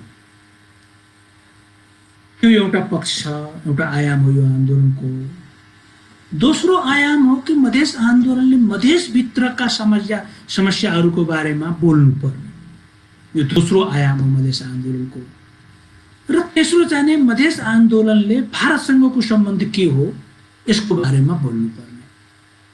यो तीनटा पक्षको बारेमा जबसम्म स्पष्ट धारणा बन्दैन मधेस आन्दोलनको, यो आन्दोलन राष्ट्रिय रूपमा सर्वस्वीकृत आन्दोलन हुनु गाह्रो छ। यो आन्दोलन राष्ट्रिय आन्दोलनको आकार लिनुभन्दा अगाडि यो तीनटा सवालमा स्पष्ट हुनै पर्छ, जुन अहिलेसम्म आजको मितिसम्म धेरै स्पष्टता दिइसकेको छैन। म पहिलो आयामको बारेमा कुरा गर्न चाहन्छु। मधेसले अहिलेसम्म गरेको जति आन्दोलन छ 2007 सालदेखि 2008 सालदेखि, अर्थात् नेपाल तराई कांग्रेस भन्ने पार्टीले सुरु गरेको मधेसको राजनीतिक आन्दोलनको यात्रा, जो आज गएर जनता समाजवादी पार्टीमा गएर समाहित भएको छ र त्यो पार्टीको मूलभूत रूपमा त्यो पार्टीको केन्द्रमा रहेको छ मधेसको एजेन्डा, त्यो काठमाडौँसँग त्यो आन्दोलनको एजेन्डा के हो, के खोजेको? तीनटा कुरा खोजेको: पहिचान, पहुँच, प्रतिनिधित्व। है, यो तीनै कुराहरू राजनीतिक मागहरू हुन्। यी तीनै कुराहरू पूरा गर्नको लागि नेपालको कानुनमा व्यवस्था हुनुपर्छ, नेपालको कानुनी संरचनालाई पुनर्संरचना गर्नुपर्छ। पहिचान भनेको मधेसको वेशभूषा, भाषा, संस्कृतिलाई संवैधानिक स्वीकार्यता दिनुपर्ने कुरा हो। यो धेरै हदसम्म 2063 को आन्दोलनपछि पूरा भएको अवस्था छ। त्यस अगाडि चाहिँ नै नेपालको संविधानमा मधेस भन्ने शब्द हुँदैन थियो। मधेसको वेशभूषा, भाषा, संस्कृतिलाई स्वीकारिएको थिएन, मधेसी समुदायलाई संवैधानिक ग्यारेन्टी दिएको थिएन। त्यसकारण यो आन्दोलनको एउटा एजेन्डा थियो। 63 को आन्दोलनबाट यो धेरै हदसम्म पूरा भयो। कटौती गर्ने क्रम जारी छ, तर पूरा भएको छ। कटौती गर्ने क्रम किन जारी छ भने आज हिन्दीमा बोल्दाखेरि आज पनि काठमाडौँमा विरोध भइरहेछ, तर मधेसमा सबैको नहोला, तर केहीले त हिन्दी भाषा पनि बोल्छन् मधेसमा। हिन्दी पनि नेपालभित्र बोलिने भाषा हो, तर हिन्दीलाई स्वीकार्यता दिँदैन। हैन, यस अगाडि 2056 सालतिर जनकपुरको धनुषा नगर जिल्ला विकासले मैथिली भाषामा सरकारी कामकाज गर्ने निर्णय लिँदाखेरि नेपालको सर्वोच्च अदालतले रोकिदियो। त्यसैले वेशभूषा, भाषा पछि पनि अहिले पनि चलनमा छैन। सो नेपालको मधेसी समुदायको वेशभूषा, भाषा, संस्कृतिको सवालमा समस्याहरू केही सम्बोधन हुने प्रयास भयो, केही बाँकी छ। सो पहिचानको सवालमा एउटा एक प्रकारको सम्बोधन गर्ने प्रयास भयो। पहुँचको सवालमा पनि 2065 सालमा जुन प्रचण्ड नेतृत्वको पहिलो सरकार, गणतान्त्रिक सरकार जुन बन्यो, जसमा मधेसी जनाधिकार फोरमको पनि सहभागिता थियो, त्यसले नेपालमा आरक्षणको व्यवस्था ल्यायो सीमान्तकृतहरूको लागि, मधेसी, आदिवासी, जनजाति, दलित, महिला सबैको लागि। त्यसैले पहुँचको सवालमा त्यो एउटा धेरै महत्त्वपूर्ण प्रयास थियो। त्यसलाई कटौती गर्ने अहिले फेरि सुरु भएको छ, नयाँ संविधान जारी भएपछि, जुन गत वर्ष गरियो, अहिलेको निजामती सम्बन्धी विधेयकले फेरि गर्ने वाला छ। तर त्यो एउटा समस्याको समाधान गर्ने कोसिस त्यति बेला भएको थियो। प्रतिनिधित्वको सवालमा पनि 2064 सालमा निर्वाचन प्रणाली संशोधन गरेपछि एक हदसम्म त्यो सम्बोधन गर्ने प्रयास भएको थियो, जसलाई यो संविधानले फेरि कटौती गर्यो र अहिले चाहिँ नि सीमान्तकृतहरूको प्रतिनिधित्व घट्ने र पुरानो वर्चस्वशाली समुदायको प्रतिनिधित्व फेरि अलिअलि बढ्दै गएको छ र मोटामोटी चाहिँ नि नेपालको राज्य र राजनीति फेरि पुरानै वर्चस्वशाली समुदायको कब्जामा पुगेको छ। यो भयो मधेस आन्दोलनको काठमाडौँसँग खोजेको कुरा, जुन 2007-8 सालदेखि खोज्दै सङ्घर्ष गर्दा 2063-64 को ठुलो आन्दोलनहरूले धेरै हदसम्म पुरा गराएको थियो। नयाँ संविधानमा फेरि कटौती गरिएको छ र आन्दोलन जारी छ। तर मधेस आन्दोलनले भन्नुपर्ने, सम्बोधन गर्नुपर्ने, आफ्नो एजेन्डामा दस्तावेजमा ल्याउनु पर्ने, त्यसको बारेमा बहस गर्नुपर्ने भनेको मधेसभित्रको समस्याहरू पनि हुन्। मधेसभित्रको दुई खालको समस्या छ, एउटा विकाससँग सम्बन्धित, अर्को समाजसँग सम्बन्धित। मधेसी समाजमा 6-7 वटा समस्या छ जसको बारेमा स्पष्ट हुनै पर्छ मधेसी आन्दोलन। त्यो भनेको जातीय सवाल, उच्च जात, मध्यम जात र तल्लो जात अथवा शब्दको चयन अलि सतर्कतापूर्वक गर्नुपर्छ। त्यो भनेको मधेसको जातीय जुन संरचना छ मधेसी समाजको, त्यसमा जातीय सम्बन्ध के हुने त्यसको बारेमा स्पष्ट हुनुपर्छ। दलित समुदायले कति सेयर पाउने नेपालको राज्य र राजनीतिमा? ठिक छ, काठमाडौँको लागि लड्दै गरौँला, तर जनकपुरको राज्य र राजनीतिमा दलित समुदायले कति प्रतिनिधित्व पाउने, यसको बारेमा मधेस राजनीति स्पष्ट हुनुपर्छ। मुस्लिम समुदायले कति पाउने, महिलाले कति पाउने? त्यसैले जातीय सवाल, सामुदायिक सवाल भनेको मधेसभित्रको थारू समुदाय र अन्यको बीचमा कस्तो भागभण्डा हुने हो, राजनीतिक सवालहरू कसरी सम्बोधन हुने हो। धार्मिक सवाल भनेको मुस्लिम समुदायलाई मधेसी राजनीतिले कसरी हेर्छ, रक्षेर कसरी दिन चाहन्छ। साम्प्रदायिक सवाल भनेको मधेसभित्र बसोबास गरेको लगभग 40% समग्र मधेसमा पूर्वदेखि पश्चिमसम्म 40% को हाराहारीमा पहाडी समुदायको जनसङ्ख्या छ। प्रदेश नम्बर 2 मा अलिक कम छ। सो उहाँहरूको बारेमा मधेस राजनीति कसरी हेर्छ, पहाडी समुदायको बारेमा। लैङ्गिक सवालमा मधेसी राजनीति कसरी हेर्छ, कति सेयर दिन चाहन्छन्, कुन खालको त्यो सम्बन्धलाई बदल्न चाहन्छन्। आजको दिनमा लैङ्गिक सम्बन्ध जुन छ महिला र पुरुषको बीचमा मधेसी समाजमा, मधेसमा, त्यसको बारेमा मधेस राजनीति बोल्नुपर्छ। लैङ्गिक, जातीय, क्षेत्रीय, पूर्वी र मधेसी, पश्चिम मधेसको बारेमा उहाँको धारणा स्पष्ट हुनु पर्यो। धार्मिक, सामुदायिक र साम्प्रदायिक, पहाडी मधेसी, थारू मधेसी, महिला पुरुष, उच्च जात र तल्लो जातको बीचमा, पूर्वी र पश्चिमी मधेसको बीचमा, मुस्लिम र हिन्दूको बीचमा, यी मुद्दाहरूको बारेमा मधेस राजनीति स्पष्ट हुनै पर्छ। दोस्रो खालको विकासको जुन एजेन्डाहरू छ, शिक्षाको बारेमा के भन्छ मधेस राजनीति? किन आज मधेसको शिक्षा यति पछाडि पर्दैछ? सिँचाइको बारेमा, सडक यातायातको बारेमा, यी सब विकासका कुराहरू हुन् जुन भौतिक पूर्वाधारसँग जोडिएको छ। र तेस्रो आयाम जुन मधेस राजनीतिको छ त्यो भनेको भारतसँगको सम्बन्धको बारेमा। भारतसँगको सम्बन्धको बारेमा के छ भने मधेस र भारतको बीचमा 3-4 प्रकारको सम्बन्ध छ। एउटा सोशल लेभलमा छ, सामाजिक तहमा, पारिवारिक तहमा पनि छन्, आर्थिक सम्बन्ध छ, राज्यको तहमा आफ्नै खालको सम्बन्ध छ, व्यापारिक सम्बन्ध छ, त्यो फर्मल र इन्फर्मल। फर्मल सम्बन्ध त कस्टम काटेर यताको उताको यता सामानहरू ओहोरदोहोर हुन्छ, तर इन्फर्मल इकोनोमी एकदम स्ट्रङ छ त्यहाँनिर। एउटा जनकपुरको मान्छेलाई चाहिँ नि अथवा विराटनगरको मान्छेलाई 10 किलो चिनी लिनु पर्यो भने जोगबनी गरेर ल्याउँछ। वीरगञ्जको मान्छेलाई 5 किलो कुनै सामान किन्नु पर्यो भने, प्यान्ट र सर्टको लुगा कपडा किन्नु पर्यो भने, 4वटा साडी किन्नु पर्यो भने ऊ रक्सौल गएर वीरगञ्जको मान्छेले किन्छ। त्यसैले यो भारत र मधेसको बीचमा काठमाडौँ र दिल्लीको बीचको भन्दा फरक खालको सम्बन्ध छ। विगत लामो समयसम्म मधेस राजनीति भारतसँगको सम्बन्धको बारेमा मौनता साध्यो। नेपालको वाम राजनीति धेरै आक्रामक रूपमा भारतसँगको सम्बन्धको बारेमा बोलिरह्यो, मधेसी राजनीति मौनता साध्यो। यसको परिणाम के भयो भने मधेसी राजनीतिमाथि राष्ट्रियताको बारेमा नबोल्ने भारत परस्तको आरोप लाग्यो।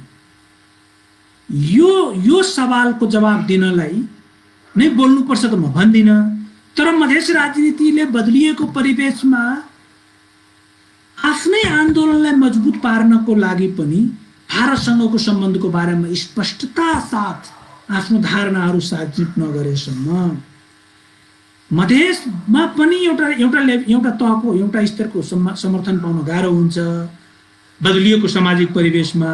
र मधेस बाहिर चाहिने जसरी जनता समाजवादी पार्टीले राष्ट्रिय स्तरको पार्टी बनाउन चाहन्छ, आदिवासी जनजाति, पहाडका दलित समुदायका साथीहरू, खसारी समुदायका साथीहरूले यो प्रश्न बारम्बार सोध्नेछ मधेस राजनीति गर्ने मान्छेहरूलाई, मधेसी नेताहरूलाई, र यसको बारेमा स्पष्टता हुनै पर्छ है।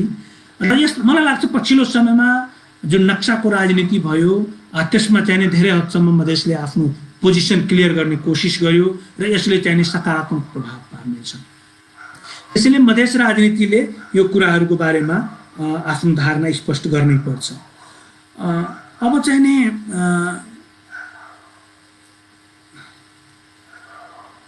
मधेसी आन्दोलन आदिवासी एकअर्कालाई शङ्काको रूपमा हेरिरहेको छ, यसका कसरी विजयजीले युकेबाट सोध्नु भएको छ कि मधेस आन्दोलन र आदिवासी जनजातिको आन्दोलन एक अर्कालाई शङ्काको दृष्टिले हेर्छन्।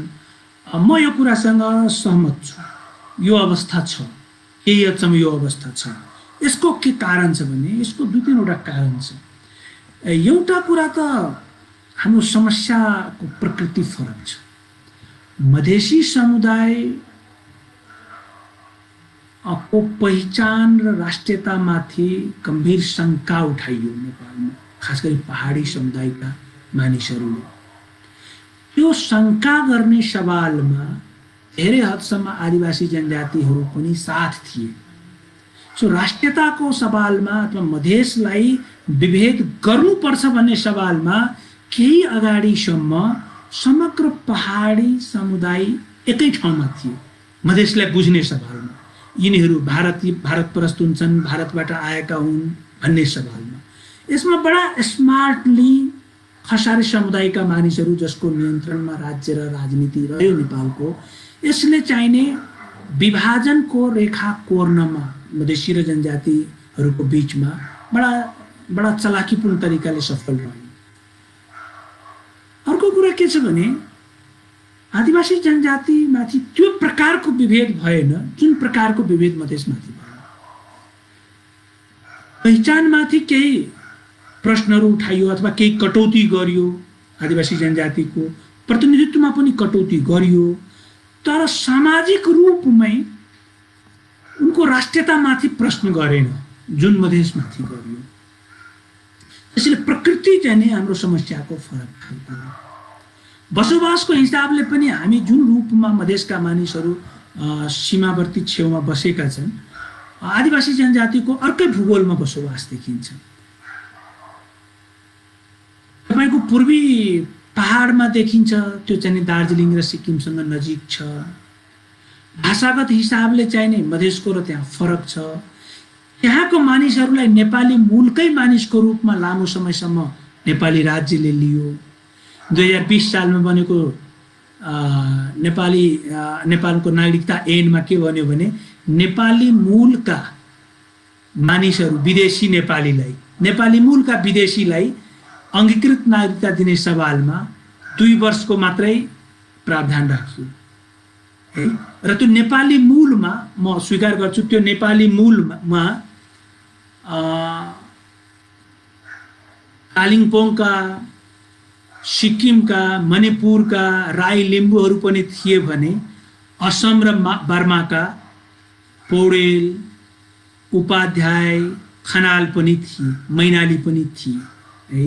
र त्यसबाट चाहिँ त्यति बेला लाभ लिनेमा दुवै समुदायका मानिसहरू परे है। त्यसले गर्दाखेरि मलाई लाग्छ एउटा कुरा चाहिँ नि यो समस्याको प्रकृति र नेपाली राज्यले हामीहरूलाई लिएको, हामीहरूलाई हेर्ने नजरियामा पनि फरक थियो। अर्को कुरा चाहिँ नि डिपेन्डेन्सी पनि हाम्रो फरक रह्यो। हामी नेपालको शिक्षा मधेसका मानिसहरू नेपालको राज्य प्रणालीमा न सुरक्षामा, न प्रशासनमा, न न्यायालयमा उचित पहुँच पायो। तर आदिवासी जनजाति मध्येका केही तबकाले नेपालमा पनि सुरक्षा निकायमा एक हदसम्म पहुँच पाएको थियो। निजामतीमा त थिएन, न्यायालयमा त छँदै छैन, अहिले पनि निजामतीमा कम थियो, तर सुरक्षा निकायमा एक हदसम्म पहुँच पाएको थियो। त्योभन्दा पनि ब्रिटिस गोर्खामा, इन्डियन आर्मीमा जुन प्रकारको चाहिने भर्ना प्रक्रिया थियो, आदिवासी जनजातिलाई सहुलियत दिएको थियो, त्यसले गर्दाखेरि हाम्रो डिपेन्डेन्सीहरू, हाम्रो लाइफस्टाइल बदलियो, हाम्रो फरक प्रकारको थियो। हामी बिल्कुल या त मधेसका मानिसहरू या त खेतीमा आश्रित थिए या त अत्यन्त गरिब थिए। आदिवासी जनजाति समुदायमा पनि गरिबी त त्यहाँ पनि थियो, तर केही मानिसहरू रिमिटेन्समा धेरै पहिलादेखि आश्रित थियो, जसले त्यहाँको सामाजिक सम्बन्ध, आर्थिक सम्बन्ध फरक प्रकारको थियो है। त्यसैले यो विविधताहरूको कारण हामीले एकले अर्कालाई हेर्ने नजरियाहरूमा फरक रहेको कारण हाम्रो आन्दोलनमा एकबद्धता हुन अलिकति ढिलाइ भयो।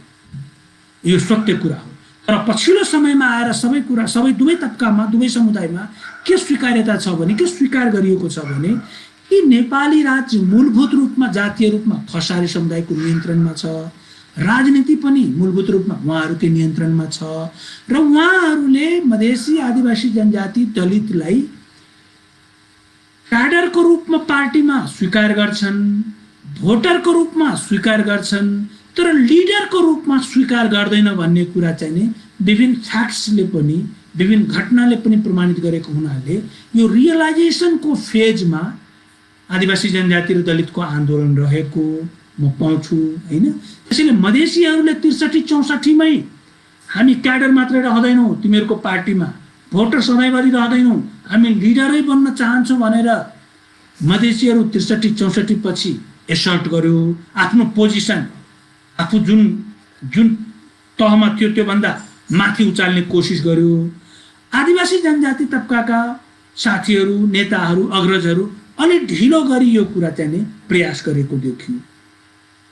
नेपालको राजनीतिमा ठुला दलहरूले मधेसलाई जहिले पनि भोटरको रूपमा, क्याडरको रूपमा पनि होइन, भोटरको मात्रै रूपमा प्रयोग गर्न खोज्ने, आदिवासी जनजातिलाई भोटरको रूपमा पनि र क्याडरको रूपमा पनि पार्टीमा प्रयोग गर्ने, तर लिडरको रूपमा चाहिँ नि आफ्नो समुदायका खसारी समुदायका मानिसहरूलाई मात्रै स्वीकार गर्ने जुन परम्परा थियो, त्यसमा मधेसले अलि सुरुमा यो बुझेर विरोध गर्ने कोसिस गर्यो। त्यसैले मधेसमा ठुल्ठुला पार्टीहरू बने। आदिवासी जनजाति समुदायका अगुवाहरूले अलि ढिलो गरी कोसिस गर्नुभयो र समाजले त अहिले पनि मलाई लाग्छ पूर्ण रूपमा गरिसकेको छैन। मधेसी समाजले जुन रूपमा स्वीकार गरेको छ त्यो रूपमा अहिले पनि आदिवासी जनजाति तबकाको समाजमा, उहाँहरूको समाजमा अहिले पनि सामुदायिक लेभलमा त्यो स्वीकार्यता छैन। दलित समुदाय त्यो सबैमा अलिकति पछाडि, मधेसी आदिवासी जनजाति पछि दलितमा यो कुराको रियलाइज हुँदैछ। हजुर, मैले चाहिँ मोटामोटी प्रश्नहरूलाई चाहिँ लिने कोसिस गरेँ। जनता समाजवादी पार्टी वैकल्पिक पार्टी बन्न सक्छ कि सक्दैन भन्ने कुरा जनता समाजवादी पार्टीले आगामी दिनमा लिने नीति र उहाँहरूले कुन एप्रोच लिनुहुन्छ, कस्तो खालको नीति लिनुहुन्छ त्यसमा निर्भर गर्छ। अहिलेको अवस्थामा के देखिन्छ भने जनता समाजवादी पार्टीमा मधेसका मानिसहरूको वर्चस्व रहेको र यो अलिकति सबै सीमान्तहरूको पार्टी बनाउने कुरामा कन्जुसी गरिराखेको देखिन्छ। यसको उदाहरण तपाईँले देख्न सक्नुहुन्छ। अहिले पनि केन्द्रीय समितिमा दलित समुदायको खासै प्रतिनिधित्व छैन, महिलाको खासै प्रतिनिधित्व छैन। त्यसैले यो एलिटहरूको क्लब जस्तो फेरि नबनोस्, म चाहिँ नि त्यसमा अलिकति चिन्तित छु। पृथ्वीनारायण शाहदेखि अहिलेसम्म रहेको राज्य सत्ताबाट अबको परिवर्तन पहिचान सहितको संहिता वा सबैको साझा नेपाल बन्न सम्भव छ। यो निकै कठिन यात्रा हो, यसमा धेरै सङ्घर्ष गर्न बाँकी छ। विमलजी, सुजन धिमालजीले सोध्नु भएको छ किन मधेसी र आदिवासी जनजाति एक भएर आन्दोलन हुन सकेन? किनभने यसमा मैले अघि नै प्रश्न अलिकति जवाब दिएको कोसिस गरेँ कि यो चाहिँ नि केही हदसम्म स्वीकार, आफूलाई रियलाइज गर्ने सवालमा अलिक पछाडि पर्यो र मलाई लाग्छ यो प्रक्रिया सुरु भएको छ, रियलाइजेसनको प्रक्रिया। रियलाइज गरेपछि उस्तै उस्तै खालको समस्या हो र हामी एकै ठाउँमा पुग्न खोजेको कुराको रियलाइज भएपछि यो चाहिँ नि पछाडि रहँदैन, यो चाहिँ नि बिस्तारै अगाडि बढ्ने हो र यो प्रक्रिया सुरु भएको छ। मधेसी र आदिवासी जनजाति बीच एक भएर बनेको पार्टी वैकल्पिक दिगो अबको नेपालको सबै साझा पार्टी बन्न सक्छ कि सक्दैन? विनोदजीको यो मैले यसमा अलिकति त जवाब दिएको छु। मलाई लाग्छ यसमा केही कुराहरू सकारात्मक रूपमा भइरहेको छ, तर यसको मुख्य चुनौती भनेको के हो भने यो दुवै समुदायको, मधेसी र आदिवासी जनजाति समुदायको प्रयासमा जुन अहिले राजनीतिक आन्दोलन अगाडि बढ्ने प्रयास भइराखेको छ, यसमा नेतृत्वको हस्तान्तरण, रूपान्तरण हुन्छ कि हुँदैन? मैले अघि नै पनि भने यी सबै नेताहरूको विरोध गर्न खोजेको होइन, तर समाजमा बदलिँदै गएको समीकरण, सामाजिक सम्बन्धहरू, आर्थिक र सामाजिक सम्बन्धहरू, लैङ्गिक सम्बन्धहरू जुन प्रकारले समाजमा बदलिँदै गएको छ त्यसलाई यो राजनीति हाँक्ने युवा यो राजनीति हाँक्ने नेतृत्वले त्यसलाई आत्मसात गर्छ कि गर्दैन? यदि गर्दैन भने गाह्रो छ आगामी दिनमा। किनभने मैले अर्को एउटा फ्याक्टर पनि भनेको थिएँ नि कि विपक्षी शक्तिले ल्याउने रणनीति फेरि कमजोर हुँदैन, अत्यन्त बलियो हुन्छ। आजको दिनमा म के देख्दैछु भने एउटा महत्त्वपूर्ण प्रश्न म राख्न चाहन्छु, यहाँहरू चिन्तन गर्नुहोला। संघीय समाजवादी पार्टी बलियो हुन सकेन, तर मधेसी जनाधिकार फोरम, तराई मधेस लोकतान्त्रिक पार्टी र सद्भावना पार्टी बलियो रूपमा देखियो, दुईटा संविधान सभामा पनि र अहिले पनि। किन? यसकारण यो धेरै कारणले होइन, चर्को विभेद महसुस गरेको समुदाय र त्यति बेला हाकेको आन्दोलन, समाजमा एउटा कुराको महसुस के भएको थियो भने हामीमाथि चर्को विभेद भएकै हो, यो वर्षौंदेखि भएको हो, यति बेला संविधान निर्माणको प्रक्रिया सुरु भएको छ, हामी यो संविधानमा अधिकार लिनुपर्छ भन्ने कुराको रियलाइजेसन आम रूपमा सामुदायिक स्तरमा मधेसमा भएको र त्यति नै बेला चाहिने आन्दोलनहरू हाकेको यो तीनटै पार्टीले। पहिलो आन्दोलन मधेसी जनाधिकार फोरमले हाक्यो, दोस्रो आन्दोलन तराई मधेस लोकतान्त्रिक पार्टी, सद्भावना पार्टी र मधेसी जनाधिकार फोरमको गठबन्धनले हाकेको। यो दुईटा आन्दोलन लगालग हाकेपछि पहिलो संविधान सभामा उहाँहरूको पक्षमा मत आयो एकसम्म, तर त्यति बेला चाहिँ निकै विभाजनको पीडाबाट अगाडि गुज्रेपछि 4 वर्षमा अर्को संविधान सभाको निर्वाचनमा त अत्यन्त कम भोट आयो उहाँहरूको, त्यति बेला आन्दोलन भएको थिएन। पछिल्लो चुनाव 2074 को चुनाव अगाडि 2072 मा लामो आन्दोलन भयो मधेसमा। त्यो आन्दोलन हुँदाखेरि काठमाडौँका सबै तबका एकै प्रकारले विरोधमा उत्रिए। काठमाडौँ जति आक्रामक रूपमा मधेसको विपक्षमा, मधेसको विरोधमा उठ्छ, मधेस त्यति कन्सोलिडेट हुन्छ। काठमाडौँको के नेता, के पत्रकार, के बुद्धिजीवी, के प्रशासक, के पुलिस सबै एक प्रकारले मधेसको विपक्षमा उभिएपछि मधेस त्यसको प्रतिरोधमा एकत्रित भएको र त्यसको भोट यसपटक पाएको। संघीय समाजवादी फोरम र राजपाको गठबन्धन पनि एउटा कारण हो, आन्दोलन पनि एउटा कारण हो, आक्रोश पनि एउटा कारण हो। तर यो आक्रोश र आन्दोलन त सधैँ हुँदैन। त्यसैले भोटको राजनीतिमा भोटको दिन अथवा निर्वाचनको व्यवस्थापन बहुत महत्त्वपूर्ण कुरा हो। निर्वाचनको व्यवस्थापनको लागि मुद्दाहरूको उठान, नेतृत्वको अनुहार, नेतृत्वले डाइभर्सिटीलाई कसरी एकोमोडेट गर्न सकिन्छ, गरिराखेको छ, यी सब कुराहरू पनि बहुत महत्त्वपूर्ण हुन्छ है। म युपी र बिहारको राजनीति हेर्दाखेरि दलित त्यहाँ व्यक्ति दलितभित्रको महादलित व्यक्तिराखेको छ है। जस्तो अब हामीले के देख्यौँ भने युपीको राजनीतिमा, भारतको राजनीतिमा 2014 सम्म सीमान्तकृतहरूको राजनीति र क्षेत्रीय दलहरूले निकै ठुलो भूमिका खेलेको थियो। 2014 पछि के भयो भने बलियो पार्टी बीजेपीले चाहिँ उग्र हिन्दुवादको नारा ल्याइदियो। उग्र हिन्दुवादको नारा ल्याइदिएपछि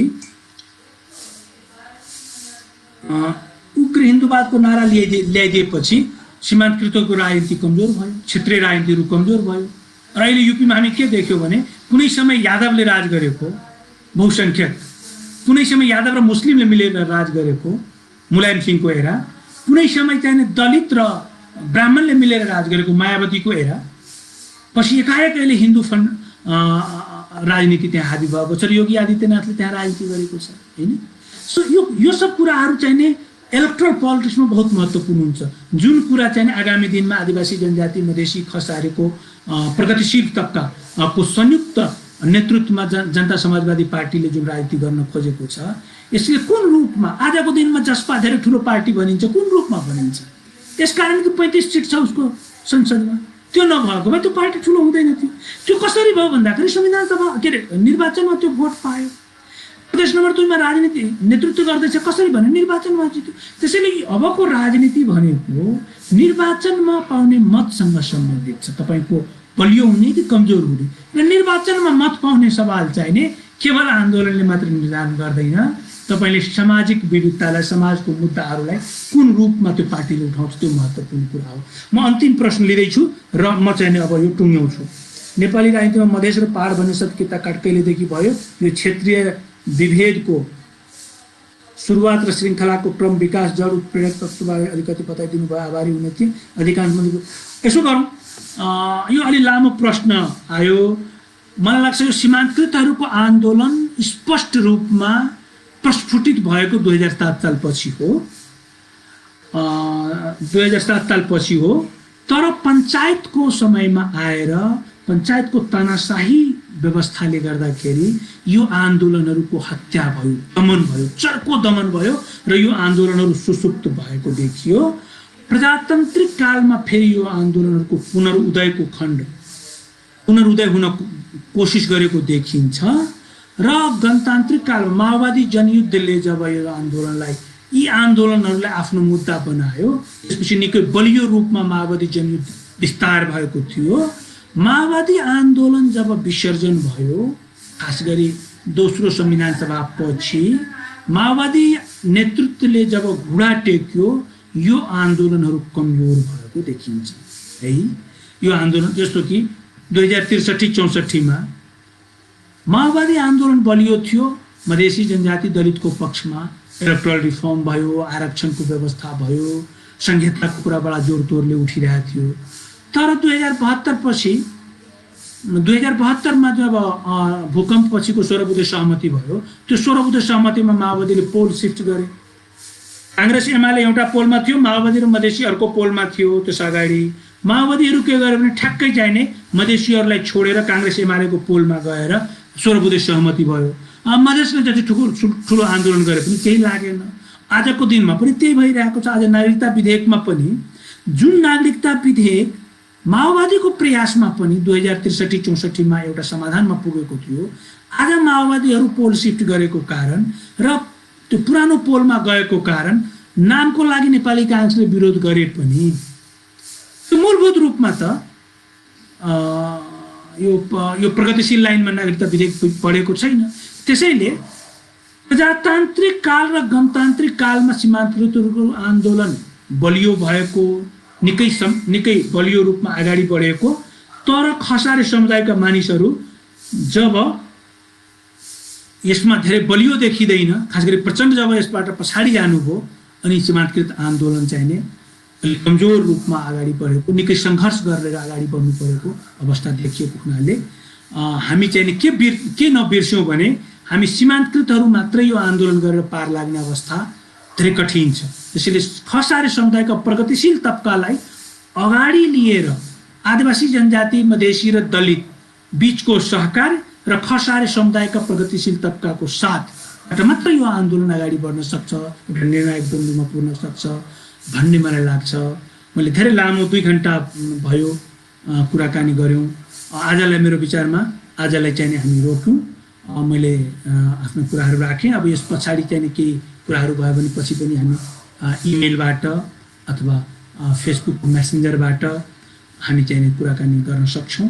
अहिलेलाई म आफ्नो कुरा यहीँ विराम दिन्छु। मलाई सुन्नुभयो। म 2 घण्टासम्म बोलेँ र मलाई यो बोल्ने अवसर दिनुभएकोमा रिडर्स क्लबलाई धेरै धेरै धन्यवाद। नमस्कार।